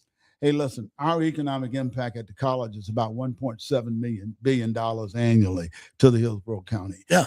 I walked in the door 10 years ago, that economic impact was about 600,000. How has that increased? Mainly by us credentialing students and getting people jobs. That's right. That's right. Good paying jobs. You're focused on that. And that's, that's so important. Our AS degree graduates average about $67,000 a year. Seriously. Wow. Yes. That's life-changing. That's life-changing. It really is. That's outstanding. So, I want to touch on another delicate and difficult subject that's in the mix of all of this, and that's the CRA and the scenario, Drew Park, and your thoughts on that, and where it should go, and what could happen in an area that's been needing. You've been here 15 plus years. What's going on. Think about this. We're in an area now where no taxes are being generated, where there's probably it needs redevelopment to put a boost for people to come there and so forth. And the boost is right in front of you. Yeah. The boost is the raise. Yeah. Just think. Yeah. Now, go to Drew Park. Drive through Drew Park. And in Drew Park, there's a lot of residents, but a lot of middle-income residents and so forth. And sometimes you're being kind. You're being kind. Nice. Right. You're very, very sweet. Nice. But it's challenging. But think about it. Think about the raise and what they will bring with the mixed-use development there, and what the business and industry that will bring, and just think about what that will have an indirect impact on the neighborhood. Listen, I don't have to dream it or fantasize about it or just think it's, I've been there. I've been to Coors Field in Colorado. The lower downtown was a complete dump. Same with the Inner Harbor in Baltimore. Yeah. They built these stadiums. Same in Houston, Washington, D.C., where they built Nats Park. Right. Yeah. You wouldn't even walk in that neighborhood, and now they're selling $2 million condos. Yeah. Yes, I mean, baseball, it transforms areas. Yes, it does. Because it's 81 games. It's not 8 games. And when done with now the newer districts and development. But never has it built a college. Never. And we're going to do that. As a cherry on top. I'm like, and that's state money. I mean, this is, Ken, honestly, I've been talking about this for so long, so I get crazy about it, but it's such a layup. Yeah. It's like to post this, you really got to reach. You really got to reach. For you golfers, you two that would get up at 6 a.m. to play golf. That's what, a little 3-putt golf? It's a 1-foot putt, it's a man. 1-foot putt. Right, exactly right. Yeah. Well, you can see, I just tell you that the college endorsed this deal from day one. Yeah. And we've been on board because we literally saw the benefits of it. Think about it. We have 650,000 square foot of instructional space that we currently use at the Del Mabry site. We probably sit on the core of our buildings, probably sit on about 10 to 15 acres right now. Out of all that site, you see a lot of parking and so forth. We get a lot of revenue from parking, as you can imagine, from the stadium. Sure. So the opportunity to redesign that and really interject us in the middle of a professional sports team. That's incredible. It's incredible, right? It is. I have to tell you what my friends have said outside of Tampa, and the question's all the same. And I've got friends. One, Walter, who used to be the CEO of the National Association out of D.C., all community colleges in the country. Oh, wow. The CEO of Cuyahoga in Cleveland, which is another prominent. CEO of Houston and Lone Star in Houston, the CEO of Dallas have asked me about this deal. They're all jealous. So I'm just telling They're you. all like inquiring. You know what? like, the first hey, thing they asked me, what? how did you get the raise to come to your box? How do I do this? And really, You're going like, I really want to tell them very simply, the real deal is they came to me, but I tell them, oh, it was hard work. I was working. I did a brilliant job. I had Ken back, I had to meet with him day and night. I told him that CEO and I got the same name and the same haircut. So we thought there would be a good opportunity if we worked together. Work together. But no, they are asking me about this deal Because they're repeatedly. befuddled. Oh, repeatedly. I had a chance to show them the conceptual design on what we would do and so forth. And several of them have been here, and they look and say, man, that is amazing. Yeah. It's truly, I mean, that is their word, amazing. Yeah. It's such a great opportunity. It is. I mean, the opportunity it presents is almost indescribable from a college standpoint. Yeah. Well, let's hope to God we get this done. I think we're close. I want you to know I'm optimistic. I think about where we were when this listen, came. I've never been more confident this is going to happen. How about you? Just on the record. Yes, I am very confident. Okay. Yeah. Hey, as Ken Babby say, this is our moment. It is our moment. We're not gonna screw this up. There's too much good in it. Too good. Dr. Atwater, thank you so much for coming in. It's great to see you in person. I can't wait till we cut the ribbon and get the shovels in the ground. I will be there, and I will buy you a beer and take you back. Let's do it. Heineken and Palmacia on the record. There we go. All right, quick break. Evan Closky's in the bullpen. We'll come back in a couple minutes. We'll chat with them. Stay with us. You got it. JP here for Genesis of Tampa and the Murphy Auto Group. I think the best way to experience a business is to use that business. And I just did at Genesis of Tampa. Just bought a GV70, a 2023, and it feels and drives all new. It's an absolutely fantastic car. The technology, the comfort, and the price, absolutely outstanding. Frankly, I never thought I could get into a car like this, but they made me a deal I could not refuse. And I also get the VIP service where you can just drive right up, their pit stop service. They'll top off all the fluids, make sure your air in your tires is good, new wipers if you want them. If you need extended service, they will come to you, bring you a courtesy car, and then bring your car back. What more do you want? The experience was just VIP all the way. And you can get that at Genesis of Tampa. And don't forget, you can get extended warranty, which I did. So I have worry-free miles up to 100,000, and all they do is just take it in. Actually, I don't have to take it in. They come to me. It's perfect. It's Genesis of Tampa right there, 801 East Bears Avenue, right off of 275. Go see them and tell them JP sent you. Big thanks to Italiano Insurance, the great folks over there. They will soon be part of Gallagher Insurance. A little name change, but same great folks, same great customer service you've known for over 65 years. They do all the work. You save all the money. ItalianoInsurance.com at 813-877-7799. Hey, the Golden Diamond Source wants to be your family jeweler. So don't wait any longer to find that one-of-a-kind perfect engagement ring for that special someone in your life. At the Golden Diamond Source, they can design anything you want personally. The Golden Diamond Source can help you trade in your old broken jewelry and use it towards a new purchase as well. And with gold prices at record high, now is the best time to do it. They only sell natural diamonds at the Golden Diamond Source. So if it's a real love, it should be a real natural diamond. Don't start your relationship with a fake diamond. Bad idea. And with the Golden Diamond Source first-time buyer program, you can learn all about the 4 C's in all the different shapes and styles. And they are able to show you a huge selection of inventory to choose from. And don't forget, 0% financing for up to 5 years. If you finance $5,000, it's only $83 a month. Make sure it's a Golden Diamond Source diamond, 3800 Almerton Road, always online at goldendiamond.com. It's a love you give only at Golden Diamond Source. Hey guys, you already know that Riveters is the best sports bar in all of Tampa Bay, but now it gets even better for Rays baseball season. During all Rays games, check this out, $6 Tito's, $6 Jack, $6 margaritas, all during Rays games. Are you kidding me? And that's always a great pour from the great bartenders at Riveters. Great service, great food, everything is fresh, nothing is frozen. And let me tell you, if you want baseball and wings, you will not find any better than Riveters. Their sauces, like the blue cheese and the ranch and everything, is handmade, and the wings are big and they're perfect.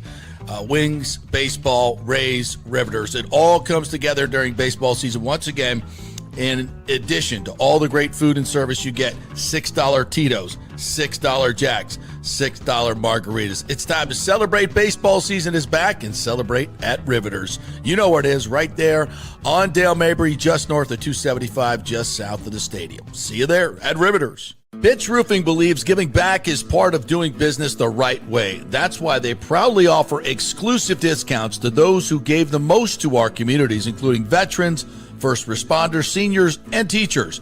And for listeners of the JP Peterson Show, there's even more good news. Pitch Roofing is now offering a special discount just for fans of the show.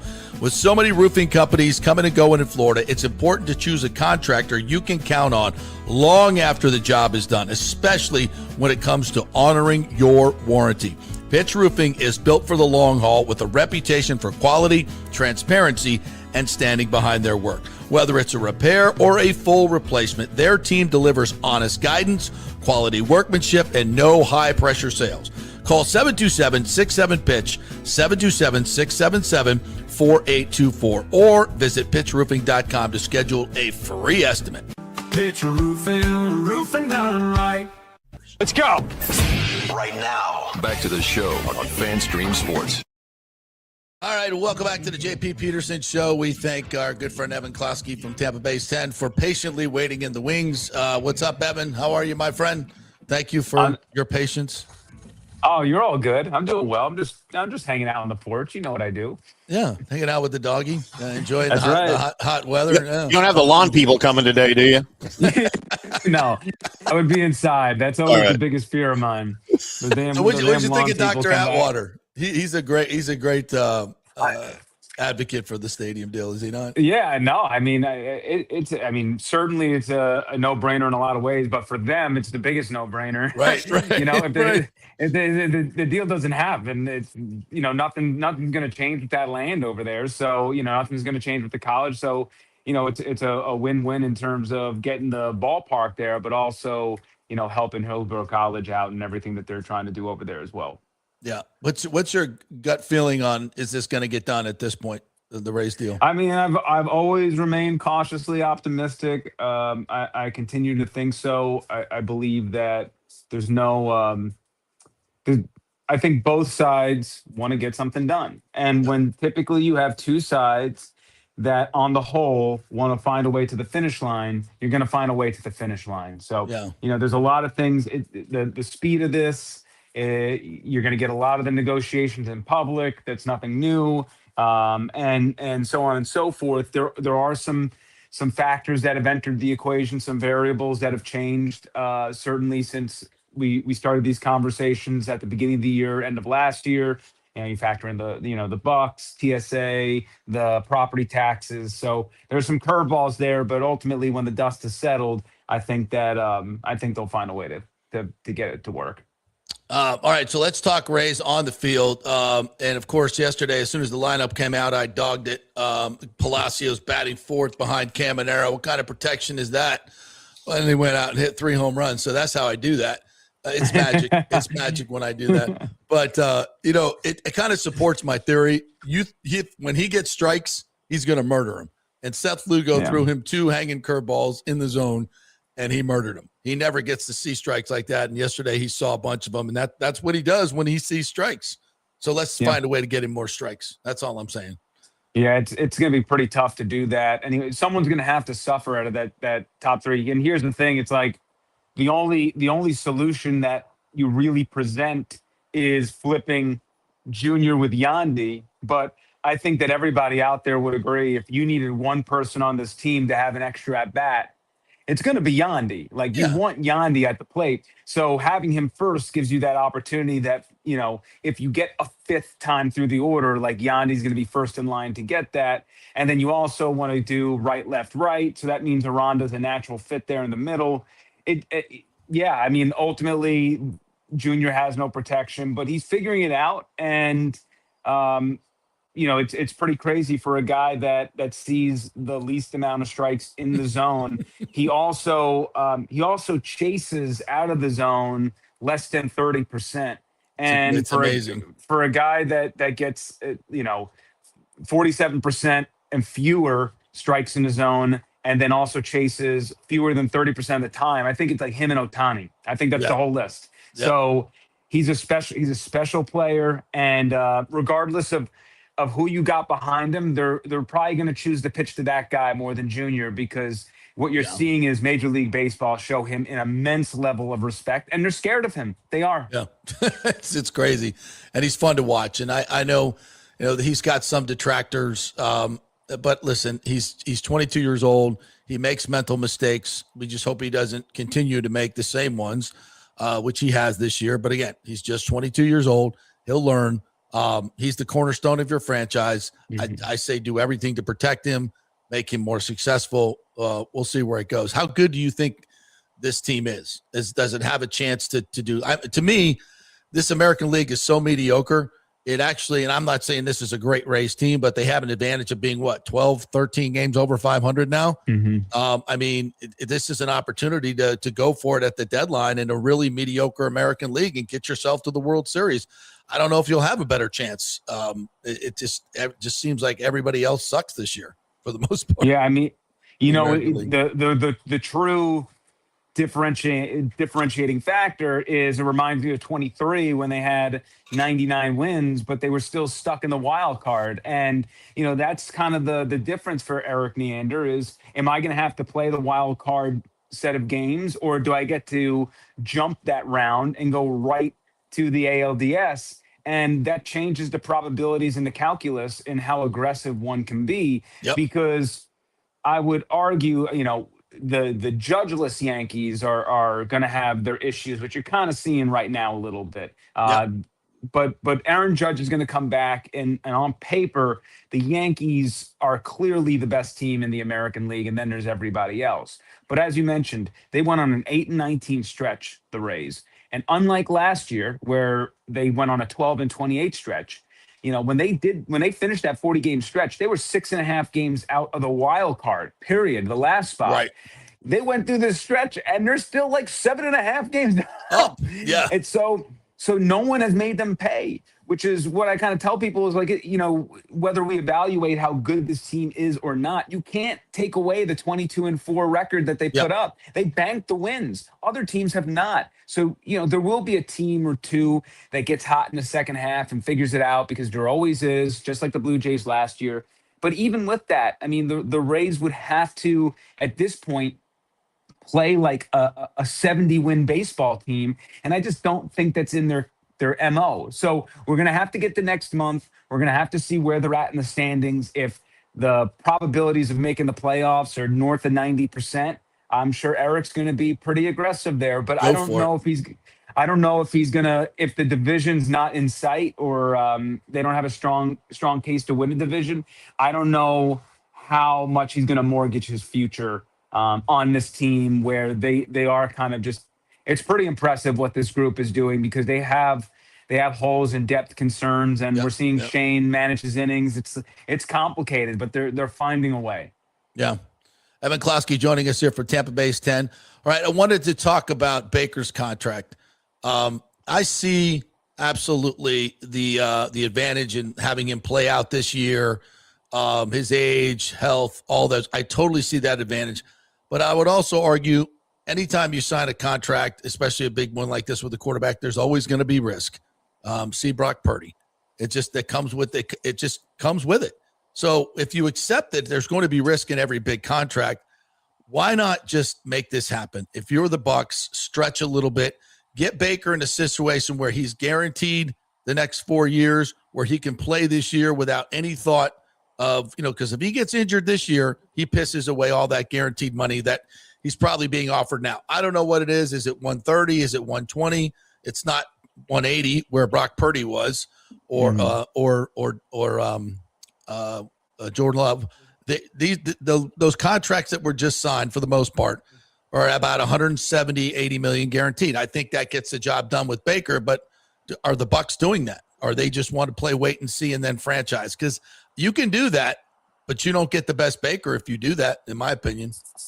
Yeah, I mean, the thing is with the Bucs, it's more cash flow, because if you give them the extension now, you're going to have to add more cash this year. And then you also got to work out a deal with Yaya Diaby. Like for me, I think that's the most important one, because if we all believe Ruben Bain is all that in a bag of chips, like we think he is, guess who's going to have a big season? It's going to be Yaya Diaby. Guess what that number is going to be at the end of this year if you don't figure out an extension. So there, and then also there's some other people along the way. And when you start doing, and Vita Vea looks like you're going to have to give him some sort of salary bump this year. He's probably not going to get any more years in his contract, but he'll probably do what Cincinnati did with Trey Hendrickson last year and said, here's a little bit more money this year. Now let's go play. So I imagine that's what's going to happen. So we're really talking more of a cash flow issue than actually figuring out the extension for Baker, and whether the Glazers are willing to stretch out their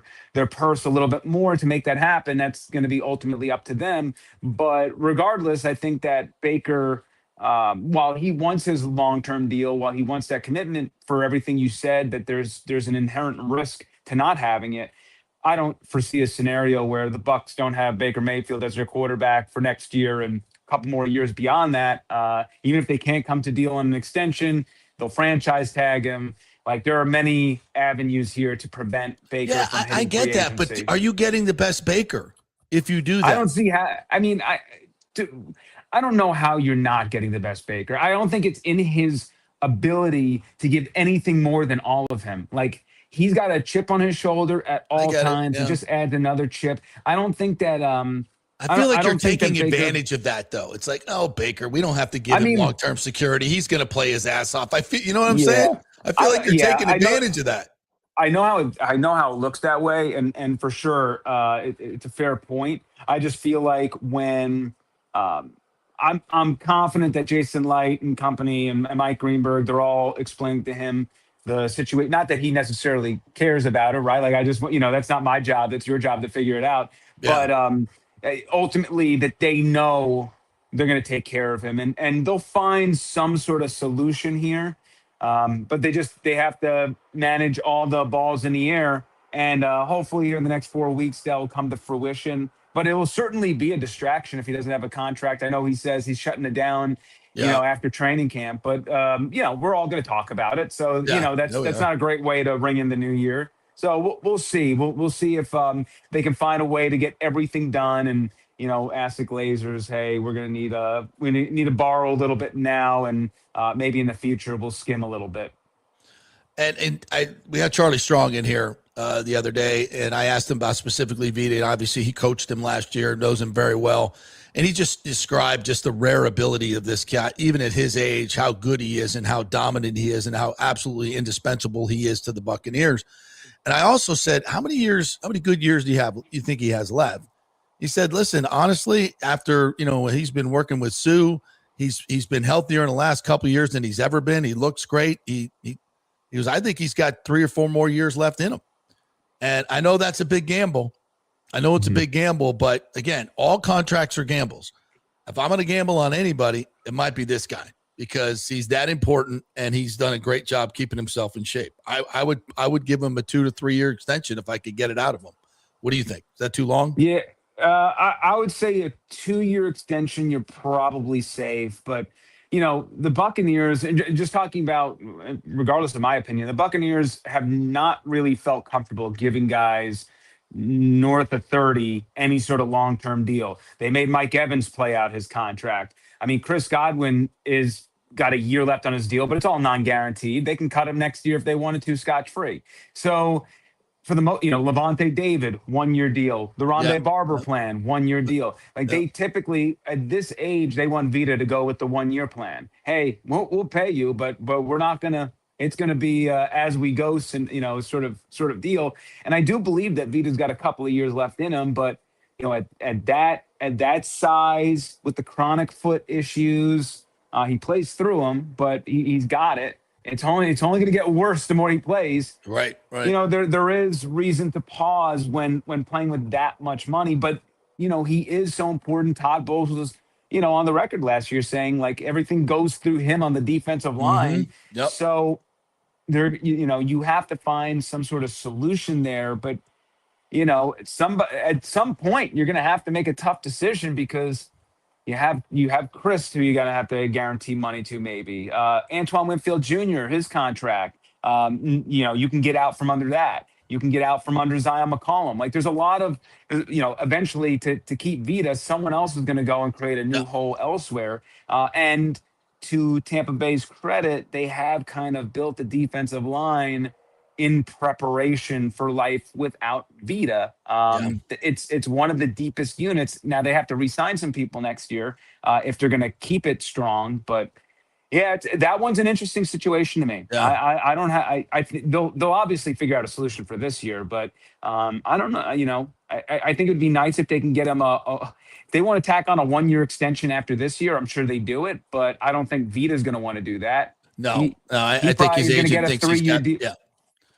Yeah, he's going He to get. could go on the open market right now, I think, and get 3 years at 2024. Someone will pay for him. Yep. Yeah, absolutely. Because there's just no, as Charlie said so well, there are very few guys like this in the history of the NFL that play the way he plays. Correct. So, and the tough part is he's mostly just a stuffer. Like, he's not like a necessarily going to get after the quarterback, right, which is what you want to pay that top 5 money to, is somebody who's going to not only stuff the gaps in the run, but also get some sacks. And Vita has that ability in him, but that's really not his bread and butter. All right. So finally, with the offseason complete, you go into training camp here. What are your thoughts on the possibilities for this team? As you look at the roster now, everything they've done, Bain falling to them, it's a lot of good stuff. To me, the roster is really good, and it should win the division, should win a couple of games. But again, it's the game day management of the head coach that really holds me back from predicting anything great for this team. What about you? Yeah, no, I think that Ruben Bain first round pick, that really kind of changed my viewpoint of how this team could be, because it just helped the puzzle pieces a little bit more. They're still thin in some areas. I think any NFL team is going to be. It's hard to really get it too deep everywhere. Like, if Anzalone gets hurt, they're absolutely screwed. Yep. Same goes with like Trotter. So that's gonna mess up some things. But ultimately, I agree. They should win the NFC South. We'll see what they look like when they get there, as long as they stay somewhat healthy. And at least last year, we did see a maturation in Bowles until the collapse started happening. He put things in his own hand and started making bad decisions again. But the first half of the year, when he was leaning on Zach Bieslein and they were making the analytical decisions and doing all that stuff, like, it was working. There was a lot of progress there, and he panicked there at the end of the season. And I get it, they're to slide, but he tried to play not to lose versus to win, and he's got to go back to stick with it. It's not going to work 100% of the time, but good process will always win out in the end. So deal with the uncomfortability of maybe in your gut being right versus decision being wrong, but you got to stick with the analytics are going to be way better than him, and that's just the truth. So I think, optimistically, I think he'll go back to that with a fresh new start this year. Let's hope so. All right, Evan, tell everybody what's going on over at Tampa Bay 10, what you guys got content-wise. Yeah, no, I mean, you can head to the 10 Tampa Bay News app. Obviously, we're all in on the Tampa Bay Rays right now. It's a quiet part of the season. We'll certainly ramp up here with Team USA, and as they enter the knockout stage, the Rowdies are hosting a watch party on July 1st. So, we got Cabo Verde in town training. So there's a lot of things that we get a little taste of it here in Tampa, even though we're not hosting any games. So, just always check out the 10 Tampa Bay News app, and you can always hit me up, at E Closky on X, at E Closky WTSP on X, and send me questions, comments, whatever. I love interacting. You're very active there. God bless you. All right, Evan, thanks, man. Appreciate you waiting. Obviously a very important interview there with Dr. Atwater, so thank you for your patience. No, you're good. I appreciate it. Feel free to use it on your broadcast. Quote us, please. Thanks, partner. Appreciate you. See you later.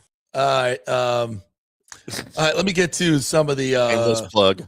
Of course, always promoting. If we don't promote it, who will? Garrett Thorson says it's amazing how opponents speak at meetings and cite the college as their position to be opposed. The college doesn't want this. They're hurting HC. Meanwhile, the HC Board of Man. Advisors vote unanimously in favor. I mean, how could you even make that Just argument? don't even understand that concept. Listen, in the short term, yes, there are going to be students for a year or two that have to be in portables. That's the way it is in every expanding college ever. Or My entire situation. 5th grade was spent in a portable. Yeah, it ain't So gonna kill what? you. But stop being so selfish. Okay, the timing didn't work for you. I get it. That's part of life. You're still going to be able to get your education. You're not going to miss any classes. You're not going to get any tuition fees increase. You're just going to have to be in a portable instead of another building. Boo freaking who. All right. But that's price of progress. And that's the other people that come behind you will benefit from it. Yep. It's kind of how it works.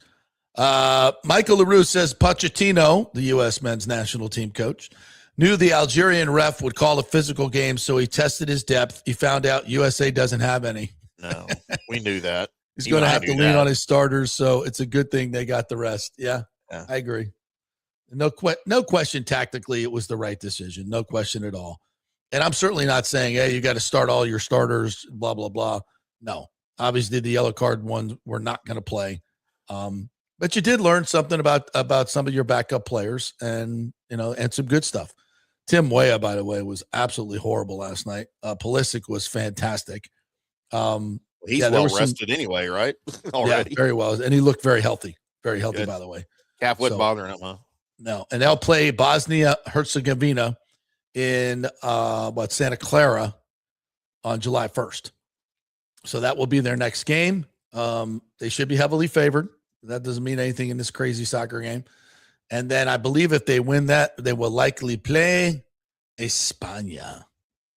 That's Spain for you, Tim. Where are they from? What city do they play in? They're from the country of Madrid. Next to Brazil, right? Yeah, Pusheisty says soccer was invented by European ladies to keep them busy while their husbands did the cooking. I've seen that so many times, and it's true, and it's funny. That might be true. Yeah. Bucs Skull Game said we almost had history last night, Kevin Cash. It's all his fault. Thanks a lot, It's all Kevin. his fault. He says Bucs. Kevin Cash reminds us like what happened the World Series. We haven't learned his lesson taking out the pitcher. I said to myself last night, if we would have blown that lead, I would have had a riot. Yeah, I mean, again, I think in that situation with Seymour, let him finish. Just let him finish. Stop it. Just stop pulling guys when they're on the precipice of history. They're not going to die throwing 10 more, 15 more pitches. Let him go out there for the ninth. If he walks two guys, you got a big enough lead, then bring in the reliever. Come on now. Come on now. You want to know how my brain works, JP? No, because I don't know how my brain works, but no, I do not. When you just said that, let him finish. My brain goes back to the 1984 or the 1988 presidential campaign. I can't remember which one. When Ross Perot was running, and he would get cut off during the debates. Can I finish? Can I finish? Can I finish? That's where my brain just went. That was, by the way, John Morgan starting a third party, which we desperately need. I don't know if we need him starting it, but I'm with you on the idea, John. I'm with you on the idea. I don't know. Sanity. How about just third party? I think the Unity Party would be the best. Oh, there you go. It probably won't be accurate, but no. Well, it might be. That's what we're trying to do. Bring everybody together. The Unity Party. By the way, quick message to Fox. Party. Can I put out a quick message to Fox Sports? I think that's part of the reason I can't watch soccer here, even the World Cup. And I watch a little bit. I'll watch some of the U.S. team, and I'll probably watch going forward now that some of it matters. Why does every announcer on every game have to have a freaking British accent? Why can't we have Americans calling the games in America?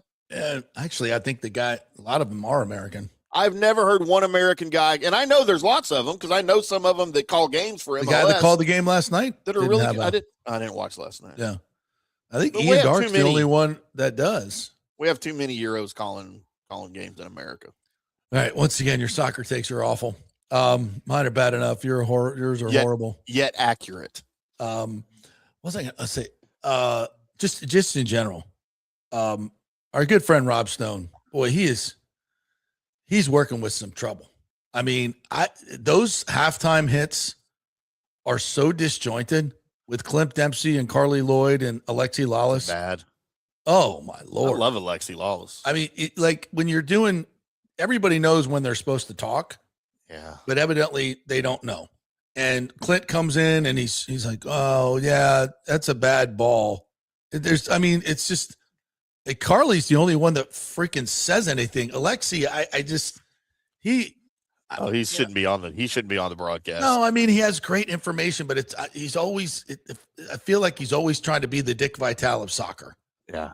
He's just trying so hard to yell and just be a personality. And it's just not working for me personally.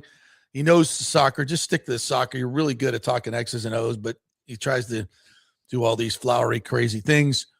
And then Carly's she's the only one that will actually criticize anybody. And thank you for that. Like, she will actually say, you guys played like shit. Clint will dance around it. Alexi will kind of dance around a little bit, but Carly just goes all in. It's like, that's terrible. That's not good enough. You guys are dead. And she's 100% right. I think it's almost easier for her to do it because they win. Yeah. and the men don't. Yeah. So, people could say, oh, what does she know? Well, you know what she knows? How to win. That's what she knows, how to win. Something the rest of them have no clue about. So she speaks from, she has great gravitas to speak, and she does a really nice job. I just wish the other guys, especially Clint, would just be a little bit more energetic and declarative. You could just feel them like they don't want to criticize anybody. They don't want to criticize anybody. And it's like, if you're going to do this job, bro, you got to let it rip. And otherwise, if you want to be nice to everybody and not ruffle any feathers, go sit on the sidelines. Your job is to call it like you see it and stop dancing around it. They look like shit last night. And you can say that. It's as wonderful as they looked in the first two games. Last night was ugly. And for good reason. You got 9 new players in there, but they got done what they needed to do. Pulisic looked fantastic. I can't wait to see the whole team and everybody come together against Bosnia, a game they should win. Is Bosnia good? Not really. Good. Not really. Okay. I might watch that one. Herzegovina's good, but Bosnia, no. So when you combine them. Aren't they the same country? They are. Is that like Turks and Caicos? It's a joke. Turks and Caicos? Which one's better, Turks or Caicos? I don't know. All right. That'll do it for this really uninformed soccer broadcast. I hope you enjoyed nothing there. There we go. Play this on the loop in the car. Thank you guys for watching all the shows today. Big thanks to Atwater for coming in. If you missed that, you got to go watch it, please. Turn up opposed opponent of the Rays deal. I don't know, to see how you can be after watching that. It just makes all the sense in the world. So thank you, Dr. Atwater, Big O for coming in, Evan Closky.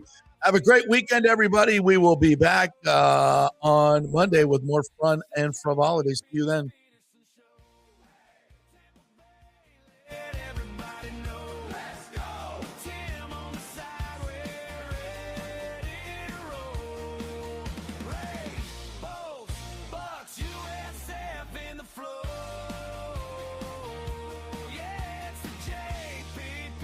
Show.